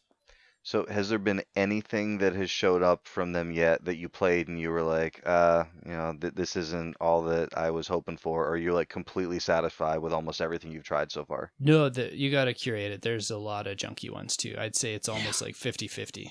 Really? Okay. Yeah, I like when I had the store too, like especially when they first started doing Switch games, everyone was like really hot on it, like let's get these quick for the Switch. And they come into the store after a while and I try them out and I don't know why anyone wanted to press these other than the people that worked on them. Like there are a lot of really terrible ones too. Are there any collectors that you guys have seen out in the wild or just people that that go after each one of them and like store them in their collection from number definitely. 1 on? I have one friend who does that specifically with just the Vita games. Like he got in limited run like real early and he got the first batch of them and he's kind of kept up, I think, just with the Vita. I don't think he's jumped over on the PS4 and Switch side though. Yeah, I would say. I haven't seen anyone locally do that. You have, Chris? Well, here's the thing: is if you watch like limited run games, like Twitter account, every once in a while they'll do these weird things. Like they'll do a cover art variation of somebody else's. So like Special Reserve Games will release something, and they'll do a limited run release that just has a different cover. That's it, and they will say very clearly, this does not count as one of our releases, and so if you don't have this does not mean you don't have a full collection. No. they'll send tweets out that say that. So Right. yeah, there are people that are, and they've even said that. I've even seen messages where like, if they have these diehard people that buy every single release, and let's say they miss one, if they contact them, they'll help them out. Mm-hmm. Yeah. So I Because mean, they don't want that streak broken. well, and they know who butters their bread. You know what I mean? That's what I mean. Yeah, like because once that streak is broken, there's a possibility that this person who buys literally everything is going to be like, oh Yeah. well. If you miss that one, you might not get the next 10. Right. Right. Yeah. They might just decide, well, screw it, I'm done now. Yeah. Yeah. No. You when the But yeah. addict needs a hit, you help the Yeah. you help the addict. I'm the same way. Like I'm relatively new with the vinyl thing, but like it's the same thing. Like they'll like I Am 8-Bit will do the Shadow of the Colossus, and it's like beautiful packaging, beautiful vinyl, sounds great, looks great, and it's like, oh yeah, I'm all in. And then they'll also do like the Luminous soundtrack, and it's like, okay, like I'm all right, I'm good, but it's I didn't mean them. I meant data discs because they number their releases. Mhm. And Right. I know there are people who have, oh, there's data discs, like 1, 2, 3, 4, you have them all. And I always kind of looked at it like it's great that they do that for the collector that like has to have all those numbers. But I just look at a lot of those records and I'm like, yeah, like I'm good. Those aren't my favorites, so I'm just gonna pass. But I could see a lot of people like that scratching like a certain itch for like a certain type of collector. I don't like them being numbered because I haven't been going for full sets, but then I see like all these gaping Yeah. holes. I'm like, I'm missing 50 games here. Hmm. Well, kind of talking about gaming vinyl. Okay, Krabby and Bill, you probably remember this too. Remember, it's like we did talk about like on the show way back. So if somebody wants to go back and figure out what show that was, good luck. But remember, on Nintendo Age, a guy decided to do, Moonshake. yeah, I'm gonna press what was Mega Man 2, right? Yeah. And I'm only gonna do like 100 of these or whatever it was, and they went like hotcakes. I've got 2 of those. Yeah, and so they started doing a few more and a few more because this guy worked at like a pressing place or something. So, Yeah. but then like out of nowhere else, I mean, the vinyl boom went nuts, Yeah. and then of course all these game things are coming out with that too. I mean, game soundtracks were always a thing, usually CDs and all that, but Sure. Yep. gaming vinyl. But even like they were always a thing in Japan. Like they're pretty niche here forever.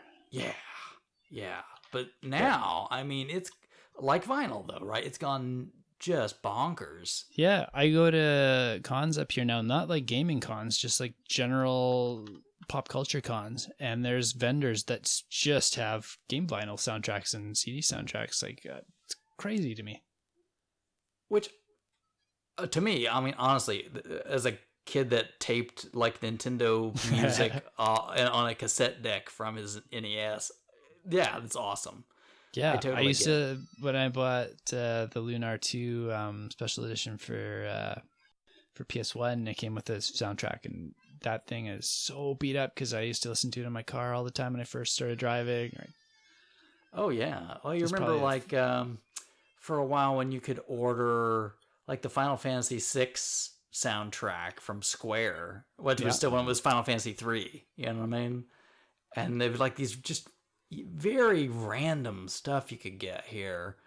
I think you could order some of the old ones through Nintendo Power back in the day too, like Donkey Kong Country and stuff like that. Or you remember like Killer Cuts, right? Yeah, It Yep. came with Killer Instinct. And I think didn't oh daggone it, on Genesis, the comic book game, Comic Zone. Comic Zone. That had a CD in it too, didn't it? I want to say I it can't did. remember. I always got it secondhand, so I've never actually seen it with a soundtrack. But And going back to the some of the arcade games, remember like just through like the attract mode and some of the splash screens, it would come up like, oh, for your Oh, Mortal Mortal Kombat Kombat. soundtrack, mail away for your soundtrack CD. Yeah, the Mortal Kombat games had that, right? Yeah. And so I mean, but now, like game vinyl has gone. I mean, again, like the rest of the vinyl market has kind of just blown up like crazy, which is something I would never have been able to predict. no, Never. me either. When I go to, we've got a little record store in our mall called Sunrise. I think they're a fairly big chain for what they are. But they've got like their heavy metal section, which is pretty small because it's, we're kind of a country town here. And their video game section is equally as big as the metal section, though, which just it wasn't even a section like 5 years ago. Yeah, and I've not gotten deep into gaming vinyl. I've got a few, like that. I bought the Dark Souls trilogy, and there's a few other ones that are in there. But I mean, Krabby Bill, have you guys gone nuts into these? I wouldn't say I've gone like off the deep end. Like we made the decision, like we made the conscious decision, like okay, like we like records, we're gonna get into some vinyl, like we'll get a turntable, we'll get some speakers, but we're not gonna go crazy. Like we're not gonna 6 months from now be like, did we spend $1,000 on records in the last 6 months? But we didn't go so far as to limit ourselves or have a budget. We're just like, let's just stay sane. So the only records we have bought so far, we'll buy like a handful of records on Record Store Day. So like in April on the last couple of years. If there's a game soundtrack that I really like Shinobi 3 has been one of my favorite game soundtracks forever. So when Data Disc did a reprint of that, I grabbed it. I've got Shadow of the Colossus, Last Guardian, only because ThinkGeek had like that 90% off clearance sale, so I got it for like $8. Haven't played the game yet. It's a good game. Yeah, I've heard, and I've got the PS4 now too. So that's I let my cheap game too. My it's brother-in-law like borrow it. bucks now. Yeah. So and that's and I got the Mortal Kombat 1 and 2 arcade ThinkGeek release, and really just like a handful of others. So I haven't kind of like gone off the deep end, but it's something that I pay a lot of attention to. Like, is there a new data disc release? What's IM8-bit doing? What's like Ship to Shore is a little bit smaller, but they have some good releases. Like they have like Bayou Billy on vinyl, which is crazy to think that you can get that. But yeah, so Does it have I the would voice say that clips on it too? I don't know. I don't know. I should look up because a lot of times the cool thing is YouTube reviews for vinyl. A lot of times they'll talk about the record. Oh, it looks like this. Here's what the gatefold, blah blah blah. And then a lot of times they'll just like put the record on, and then just like the rest of the video is just listening to the record. So we could actually find out pretty easily. Nice. But yeah, so I'm an enthusiast. I'm interested in vinyl. I'm an enthusiast, but yeah, I mean the collection is still relatively small. And I got my first Mondo releases recently. A buddy I work with at my office at work, he came to me and he was like, "Hey, I'm going to San Diego Comic Con. Would you want me to look out for anything?" And I was like, "Dude, I know it's kind of like on the bigger awkward side, like a record, but if you could go to the Mondo booth and get me this, it's one of my favorite game soundtracks, and there's like an exclusive artwork version there. It's way cooler than the regular version." He was able to get me the Metal Gear Solid one on vinyl with the Gray Fox cover, which is amazing. And I also ordered the Blade Runner 2049 soundtrack off Mondo like the previous week. So yeah, like it's I'm more like kind of the occasional release here and there, but one of the things that my wife and I like to do is we find that like our quietest time together tends to be early in the morning, like before the kids are up, because the kids tend to kind of stay up and get up and down throughout the night. So like our quietest time is like we wake up nice and early, get the coffee, sit on the couch, throw on a record like nice and soft, and just kind of talk and like listen to a record. So it's actually kind of become like a peaceful kind of a not escape, but like just like a little peaceful kind of respite, kind of like getting ready for the day. So that's one of the things that I like a lot about it. You been getting big into the vinyl? No, I have less than 20 game soundtracks on vinyl. I'm very much like Bill. Like I watch them. There's so many I see where I'm like, oh, if only money wasn't an issue. I would love to grab more. But yeah, I got to be pretty picky and just pick the games that are very important to me. And then hope I can find some of those other ones that I kind of want down the road later. So does a vinyl soundtrack included in one of these limited releases where they do these bundles, things like that, does that entice you? Do you say like, oh, I will pay a little more and I really would like to get that? Or you're just like, just the release itself is fine? It definitely enticing, but I haven't actually bit the bullet and done that yet. Because usually the games they're putting out are not games I have a sentimental attachment to or I've heard the soundtrack yet. So if it's something I've played in the past, and like if they start putting out soundtracks of some of these Star Wars and Lucasfilm games, then I might have to go for the bigger version. You're dying for the Shadows of the Empire vinyl. It's like low bit rate versions of the John Williams themes. I need that Rogue Squadron vinyl. Dun, dun, dun, dun, dun, dun. Yes, Title screen. but like at like 1 kilobit per second. Yeah, right. And that's part of it too. Like there's only like one, maybe two like NES soundtracks that I could imagine like, grabbing on vinyl. Like the one that immediately comes to mind is Castlevania. But like there's like 50 I'd like for NES on vinyl. Really? Yeah, and I like a lot of the music, but it's like but something like Castlevania is kind of like the standout to me, like music wise. Solid right through, yeah. And Ninja Gaiden I have on par with Castlevania for myself. That's probably as far as just like the scope, but like there's a whole bunch that are like, okay, there's Back to the Future NES on vinyl. I believe there's maybe 2 songs.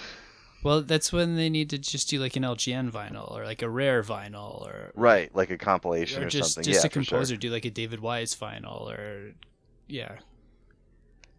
Yeah, so it's yes, and I think Mondo does the Castlevania, which I think is a smaller. It's only like a 10-inch vinyl as opposed to a 12-inch, just because there's not enough to to fill up all that space if they can didn't only just loop add that the song blank so space. many times. Yep.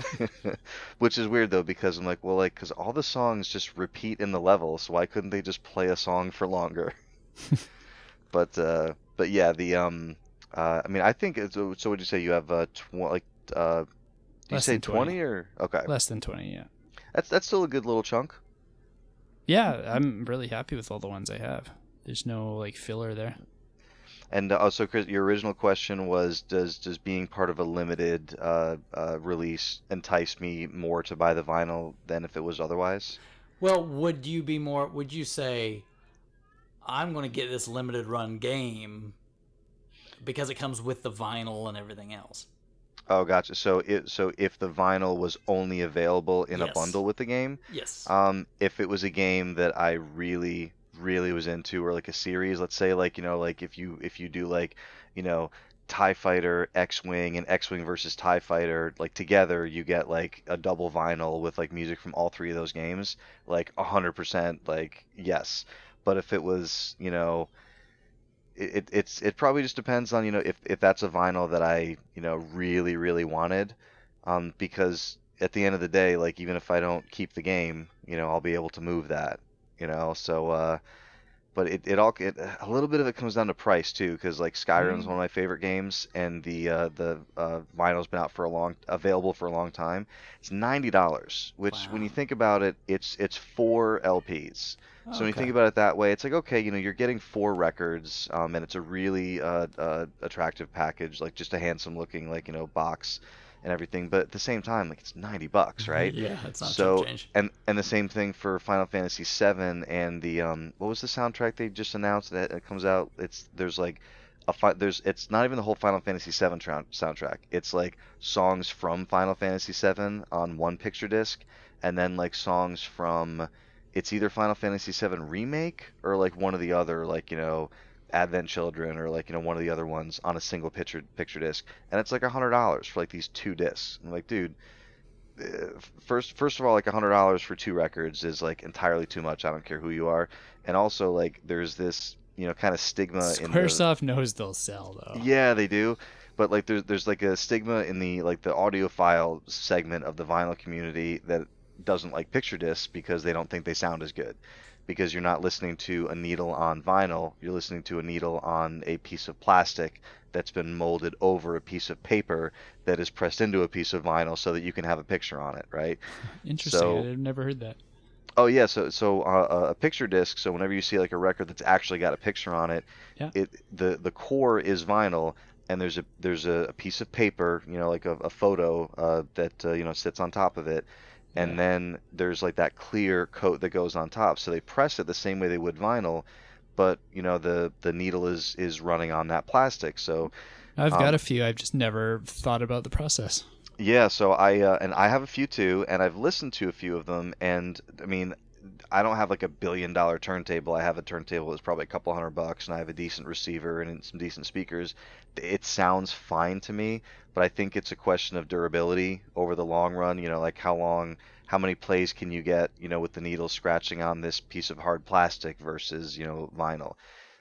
I personally don't. I think they sound fine, but there is kind of that stigma with the audiophiles where they see a picture disc and they're like, "Ugh, just give it to me on solid vinyl."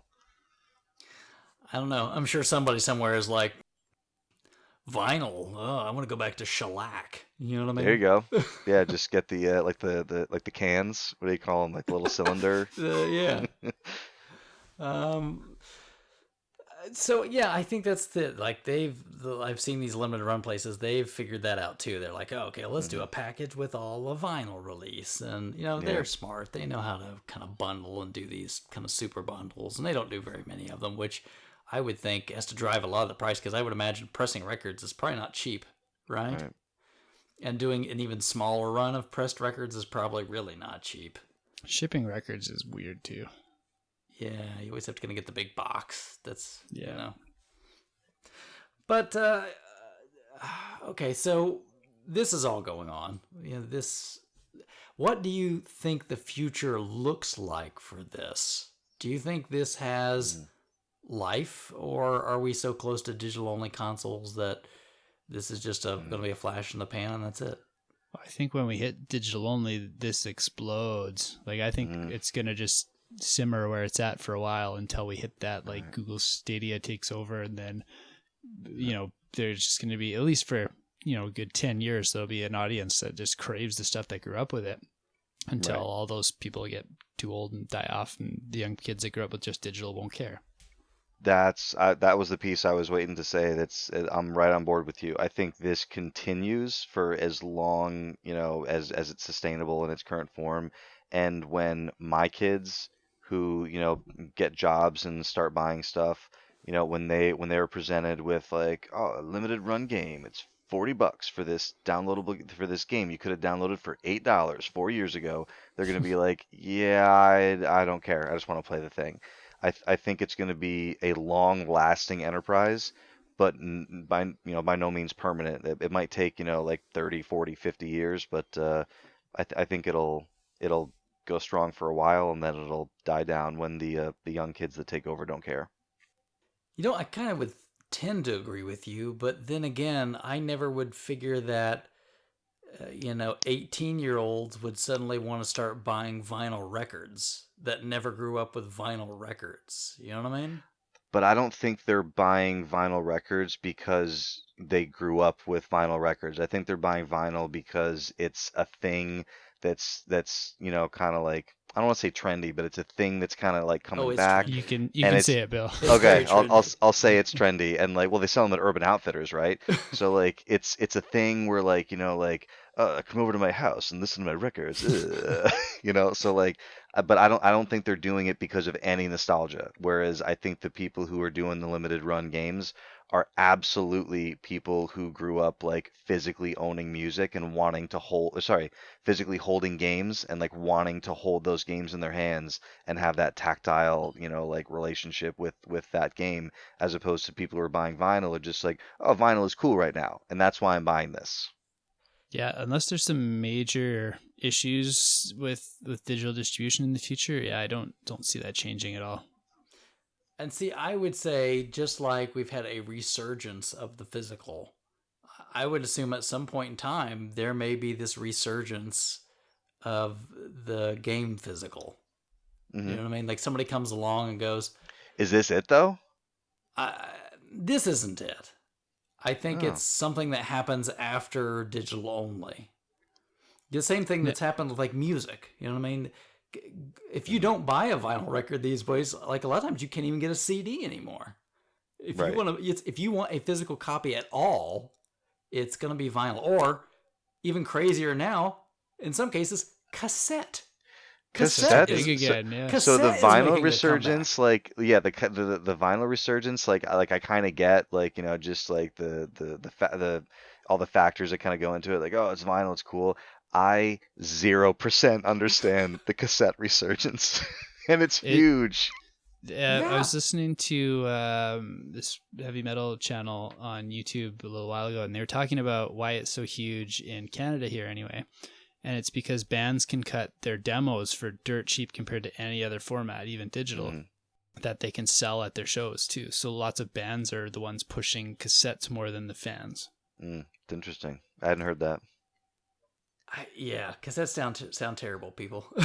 Don't bring back cassettes.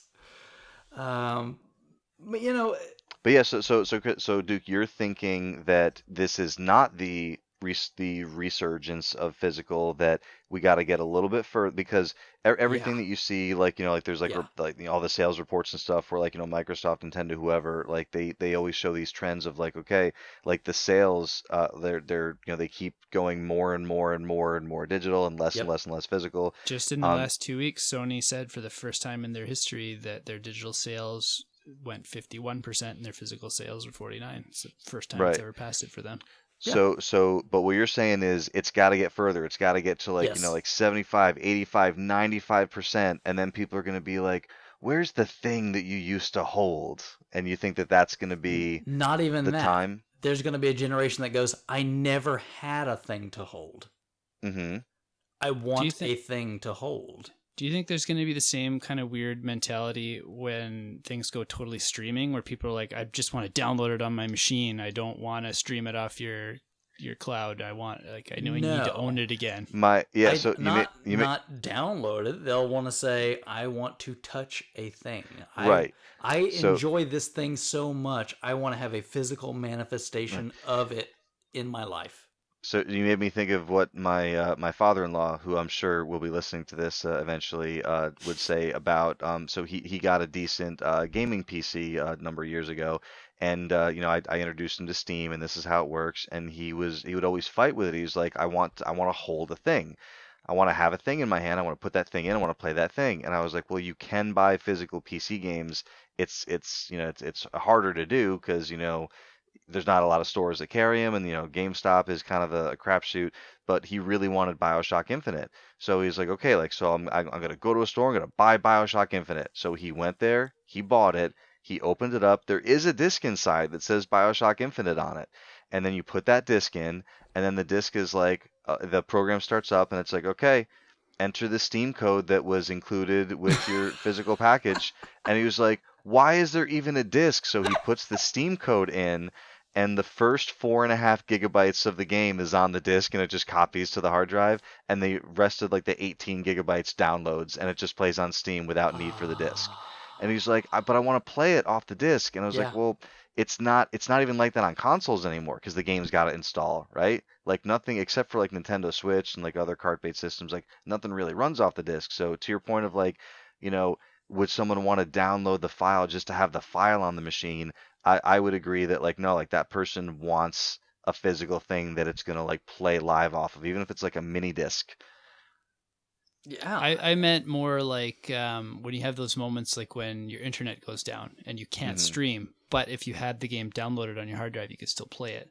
So do you think there'll Oh, be a right. generation that grows up with the same kind of frustrations that some of us feel, but just in a different capacity? I think the Yeah, it could be. idea coming soon that we're going to have to wrap our heads around is the internet isn't going to go down, just like the water from the city coming into your house hardly ever goes down. You know what I mean? It's going to become such Mm-hmm. a thing where when it happens, people look around like, holy crap, I don't remember this ever happening. Right. I can't wait because some idiot drives into some power line here like every month. Sure, but at some point in time, it's going to be whatever it is, like local Wi-Fi or Yeah. whatever this new technology is, 5G or whatever, right? I mean, you're just not going to have anything to worry about anymore. So unless something horrific happens, They shot the satellites down finally. but I think Right. there's always going to be that certain people crave the physical. They want to touch something. They want to see it. They want it to be there. And this ephemeral thing is not good enough. And I do think and well, I know because I know me, like I was very very very much interested and involved with the retro game collecting aspect, where I wanted to like hold that Nintendo game that I had when I was a kid, or hold that Genesis game, or Hmm. like have the system in front of me. And the emulator was cool, and I didn't mind playing it, but there was something like tactile and like just like awesome about like having the actual thing. And then I got like older, or even when I was still collecting, like Dreamcast was kind of like the last system that I collected games for, because even though it was just like a jewel case with some instructions and a disc, it was still an awesome thing that I remembered and I loved. And I would take that disc and I'd pop it in the Dreamcast, and Dreamcast is like as loud as a car when it's loading, but like, that was all part of the experience. And then something happened where like it switched over to like PlayStation 2 was still kind of like I was okay with it. It was DVD cases, it was all right. And like something happened when like, like the game cases just kind of became like flimsy with nothing in them, and it's just a disc in there. Like I started just not caring about the package because it just wasn't as Because the interesting to me. company also didn't care about the Yeah. package. Right, yeah. And like that, I guess that kind of rubbed off on me. And even like, I've been doing stuff on Steam for a long enough time where like, so to me, it's less about, just having to touch or feel something, and more about like having to touch or feel something that feels like it has value or feels like it matters to somebody. Because when I hold like a 59.99, like a Super Mario Maker 2, like when I hold this like, piece of plastic in my hand, it doesn't feel like it has any value, You should to have seen the me. packaging for Mario Maker 1. That was some Really? thick, well Very thought out special. packaging. It is very special. I've There's not like seen it. there's a huge like 100-page book that comes in with it to Oh like give wow. you tips on like how to start and like cool Mario ideas, and it's really awesome Right. packaging. So like something like that like would matter. So like, but the thing is like I have these kind of conflicting mentalities where like I really like owning, or like, like dealing with things where like I can touch that like feel like they matter, but at the same time like I will download every game under the sun if I can get it for a good price and it's a really good game. So like I Yeah. feel like there could be people out there who, yeah, they lean towards physical if they can get it, but they're not gonna not download a game, if they really want to play the game if it's Yeah. available. To add to that idea, just like I mentioned, I was playing Danganronpa 2 for the playcast. I the copy that I had on my shelf was sealed, so I was like, oh sweet, I get to open a new game to play it, Mm. and it was so sad opening it because I opened it up and there was not even like a safety warning slip in it. There was just a blank side on there, and it feels awful when you open a new Yeah. game and it feels so light and like there's no care put into it.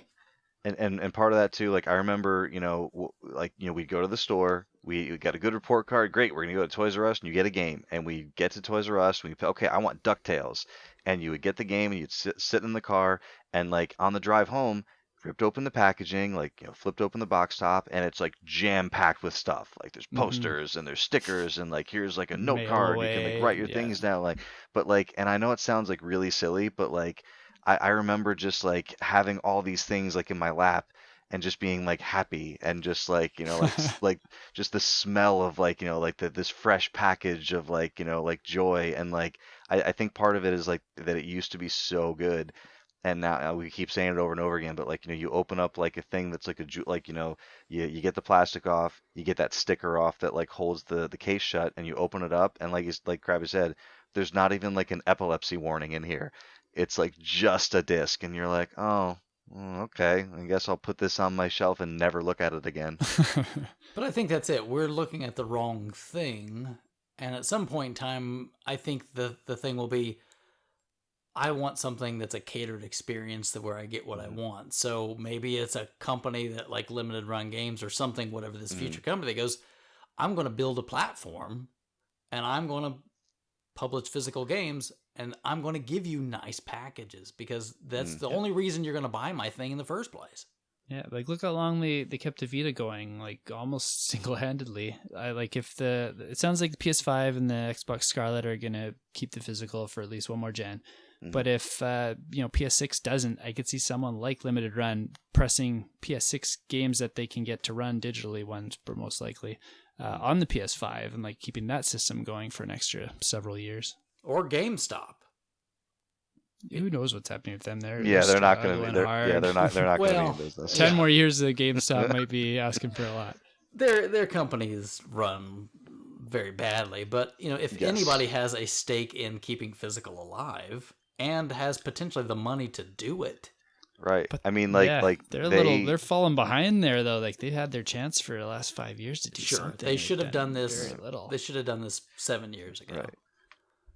They should have launched the GameStop console or something. Yeah. But they missed the boat. But I'm saying that I don't think that that's an impossibility, right? Because again, Kindle, right? You can read a lot of books on Kindle. It's super convenient, but I still have yet to see the whole universe get rid of physical books.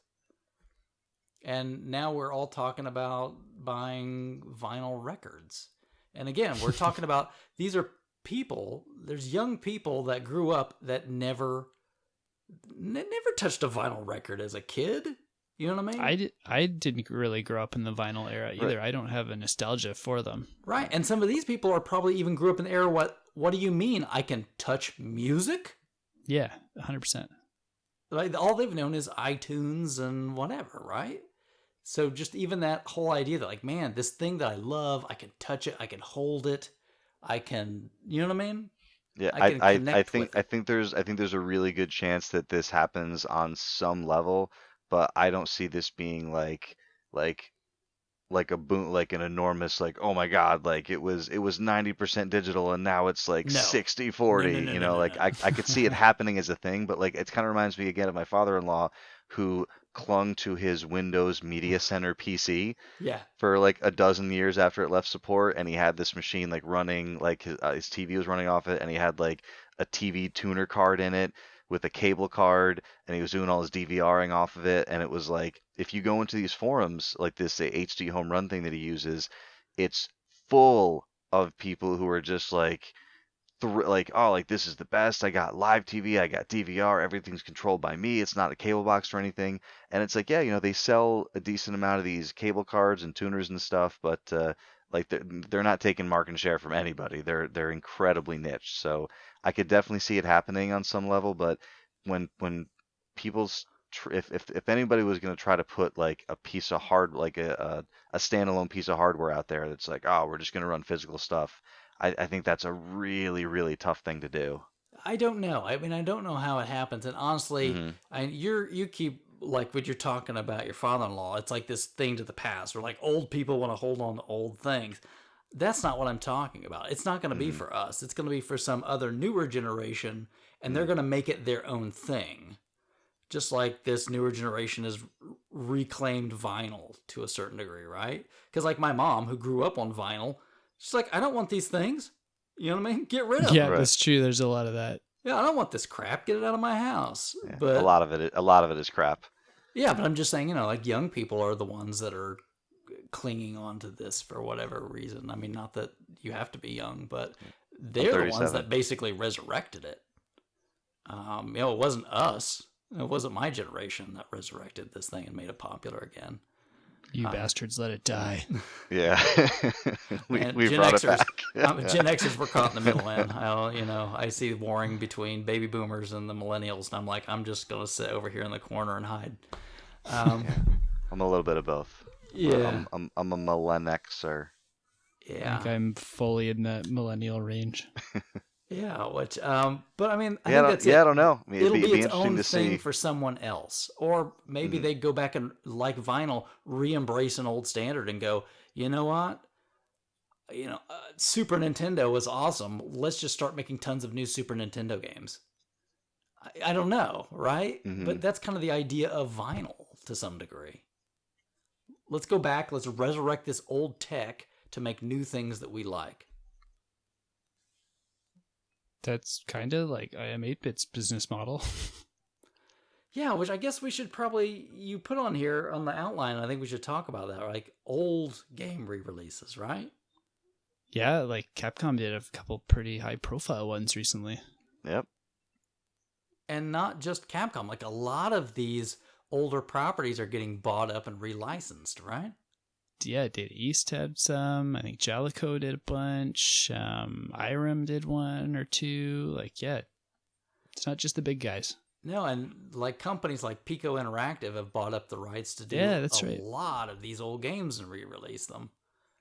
I won't say necessarily they're always the highest quality product in the whole world. They're not. I mean, they're trying to take something to make a few bucks off of it, which I'm not mad at them for that. That's fine. It's not a product for me, but that doesn't mean it's a bad product. You know what I mean? But Krabby, didn't you like Holy Diver? Didn't you do one of these things?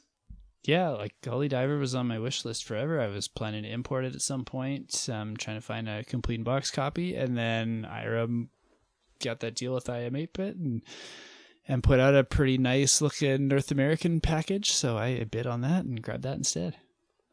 Now, is that the only one of those sort of things that you've grabbed, or?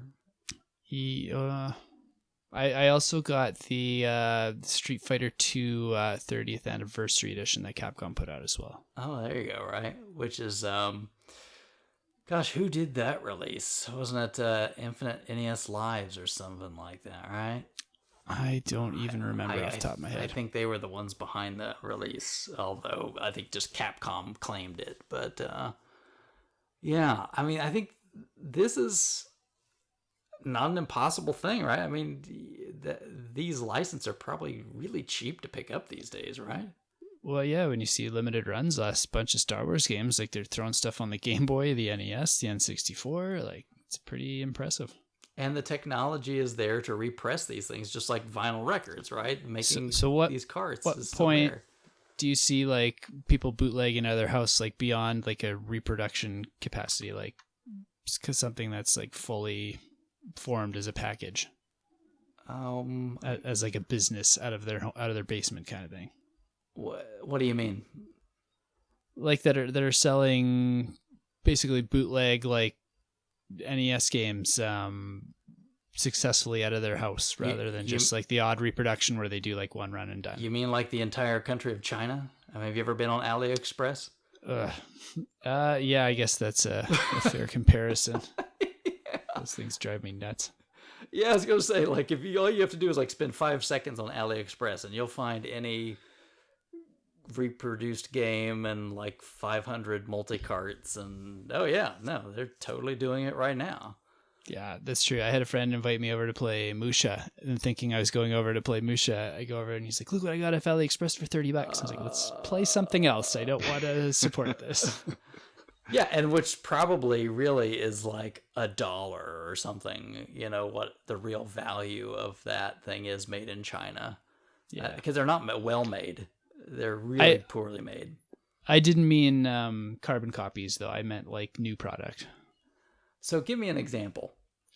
I don't have an example. That's why I'm asking, when do you think it'll start? Like someone like is making their own new Super Nintendo game, large enough quantity that's their business, not just a hobbyist. Right.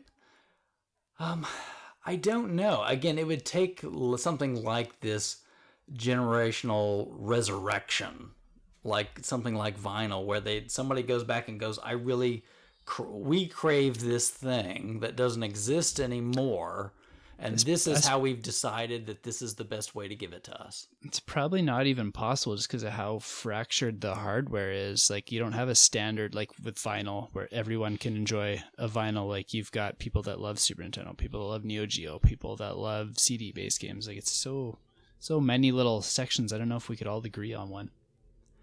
To a degree, but you could say the same thing about vinyl to a certain, like there's 45s, there's 78s, there's 33 1/3s. You know what I mean? It's a standard of sorts, but there's variation. There's shellac records that are out there that you can't play on your normal turntable, right? So yeah, it's what gets embraced. There was a format that is picked. It's like, for the most part, it's the 33 1/3 LP album. That's the one that has basically been resurrected. There's also like the technical bottleneck too. Like on a vinyl, once you've decided what size you're running it on, no matter what instrument you want to put on that record, you can put it on that record. Whereas if you're just on Super Nintendo, like, you're limited by what kind of graphics and storage space you can put on there. To a degree, but now they make these carts with these newer, modern expansion kits and chips and FPGAs where you can do that right now. Right? There's an expansion for Super Nintendo where you can play full motion video on a cart and CD soundtracks. So no, you can totally do that. Okay. I wasn't aware of some of that stuff. Yeah, there's like re-releases of like Legend of Zelda: Link to the Past that have like full video segments and like CD music and oh yeah, yeah, just do a little searching for it. If you've got the right flash cart, you can totally do that.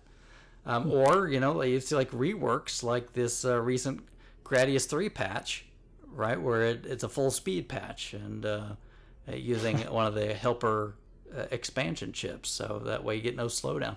I mean, there's a lot of people are very smart, and they can do a lot with this old hardware that was never imagined back then, or just was not economically feasible. Now is dirt cheap and simple to do. I mean, look at like these flash carts now. You've got the one that's coming out that you can play Sega CD games off of the flash cart. You don't need a Sega CD anymore. I'm just saying there's a lot of tech that's out there. I don't know what this looks like. I'm just looking at what's happened and going, won't there always be some people that want to have something in their hands? I assume so. Or do you think we'll ever get to the point where people they'll just give it up completely? No, I don't Probably think. not in our lifetimes. Yes, I don't think you'll ever get any. I don't ever think you'll get all people to agree on anything ever. So like, yeah, there's always as close as far as it gets. Like maybe the maximum it gets is like 90% of people are cool with it and 10% aren't. But yeah, I don't think it's ever going to be 100. I think you'll always have that group of people who are, and not necessarily saying like the older crowd who's just looking to reminisce about the days when you could hold a cassette in your hand. But yeah, there's going to be people who, but at the same time, like I do wonder about like 'cause my kids, like like the way they're 3 and 5, but like they say like, oh, let's play the Switch, and then we turn the Switch on and I pick a game and it fires up. Like neither one of them are like, oh, let's go get the game card. So like I do wonder how much of an effect that's going to have. And you gotta train them like when we used to put the kids would always blow into the Nintendo carts. You gotta teach them to lick the Switch card and then get that a little bit of that disgusting coating on it. I've done that before where like I would like pop it like in between my lips because I gotta like throw the Joy Cons in the thing and I'm like oh it's so bad. But yeah, I always wonder how much of a factor like the nostalgia of like what you had when you were younger like has an effect on it. But even with my kids having like no concept of like what the physical game versus the digital is, I do see your point of eventually they could reach a point where they're like, what, like I never never even experienced the joy of like like just going in physical games and stuff, and like maybe some of them will be into it. But yeah, I don't think anything is gonna kind of slow the direction that everything's going in. No, it wasn't a big portion of people, but it was always neat at the store when I had it to see kids that would come in who were like 14 and asking me like, I need an Atari Lynx. Right. There's no way they'd ever played one before. Like it was just Right. something they'd seen online that they wanted to experience. Right. Yeah, and again, what does that form take? I don't know. I mean, at some point in time, scrolls were the way to read, and then somebody came out with, the book style. And so I'm sure there were people like, no, scrolls must be, the thing forever. We can't switch over. I mean, but things do over time. But again, you couldn't sit before it and look ahead and go, this is definitely the way it's going to go. Sure. It grew the way it did, and I just think it's going to be interesting to sit back and watch. Honestly, it's not going to be me that designs or decides. It's going to be younger people. So we'll sit back and we'll watch. They're smarter than us anyway. Yeah, we're going to be the old coots that don't know anything, and that's how it goes. Well, good. Well, anything else you guys want to talk about in this subject? I'm spent.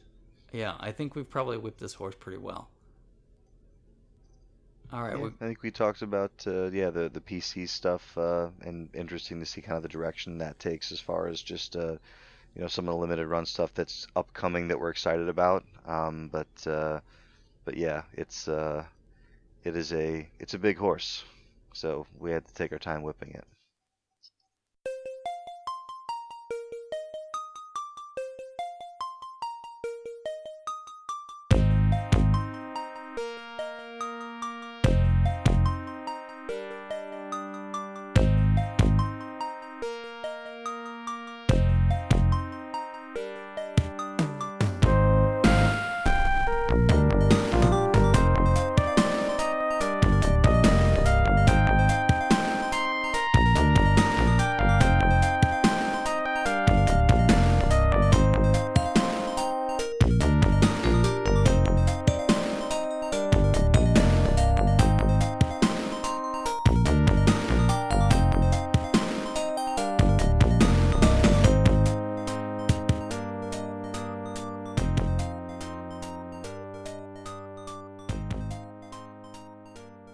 All right, well, thank you, everybody, for taking the time to join us on another episode of the RF Generation Collectorcast. As usual, it's time to grill my co-host. So, where can people find the show? Bill. I like YouTube. I like iTunes. You can find us on Twitter. Those are It's some not big called ones. iTunes anymore, is it? It's got a new fancy name. Apple Podcasts is Apple Podcasts for the Android. thing. Is it available for Android devices? it's on. We are on the Google Play Store. There we go. You can find us on the Google Play Store. Krabby, where else can people find us? Twitter, finally. And you find Yeah, you yourself, You can find yeah. you on Twitter. How can people? Right? Okay, so if people want to follow, I mostly tweet at our show account at Collectorcast. But Krabby, where do people go if they want to follow you?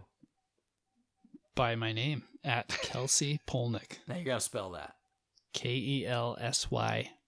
All right, give this guy a follow. We're trying to make him embrace and love Twitter. I think he's kind of coming along. It's making more sense this time. This is my third time on Twitter, and I'm starting to click a little bit now. There you go. Bill, if some people want to follow you on Twitter, where you at? Yeah, no one follows me on Twitter, but if you wanted to, it's Bill.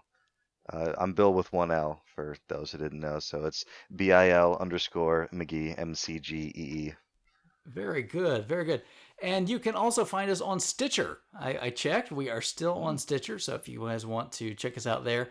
And I'm going to work on some other things. Maybe we'll find some other, because since we've done the show before, there's new platforms that are a little more exciting maybe, and I'll see what I can do on those. I also did want to take a minute to congratulate Crabbo for being a published author. Yes. Thank you. Congratulations. All right. So if somebody wants to read your writing, how would they do that? So I recently joined the writing staff on vgcharts.com, charts with a Z Of course. or a Z, depending where you are. No, it's Z. I call it Z. Do you really? So I started doing reviews there. My first one went up on the 13th of August, and I'm currently working on my second one. And just some small games to start off, but I've got some aspirations to build up to bigger, more interesting titles. But it's really, really fun. Yeah, and what was the first review that you did there for him? It's a little indie platformer called Exception. Yeah. Very stylish, very fast, and it was not too hard like a lot of single screen platformers. I had a surprising amount of fun with it. I read your review and you made it sound like a really interesting game. It's something I would never, ever have heard of otherwise. Me too. I just kind of like, they have a list of all the upcoming stuff and it's like, who wants to tackle what? And there was this game I'd never heard of. I looked up a video. It looked like a trailer they put out 2 years ago. Looked interesting, so I thought I'd try it, and I'm happy I did. Well, congratulations again. I know that you've always enjoyed writing, which I would rather burn holes in my tongue with a hot poker. I'll talk all day long, but don't make me write. I'm very happy that you've found this, and looking forward to seeing a lot more exciting articles. And hopefully you'll promote those on Twitter if people follow you. If they want I to was find just them, going right? to say, if you follow me on Twitter, I will definitely be promoting those on there. That's right, because shameless self-promotion is exactly the reason why people get on Twitter. Trying to make those connections. We are also still on Facebook, right? Cool. Yep. That's still a thing, sort of. I don't really post there very much, but I will try when the shows come out. It's like the vinyl of social media now. It's gonna come back. One of these days, people will be printing out their posts from Facebook because they want to touch them. But anyway, do us all a favor. Go back. If you're a new listener, check out our old past episodes. They're all out there online for you. And Tell us if they're still relevant. I don't know. Maybe they are. Maybe you'll find like this is the best one that we should go back and revisit. But Timeless information. Either way, we'll talk to you guys again soon.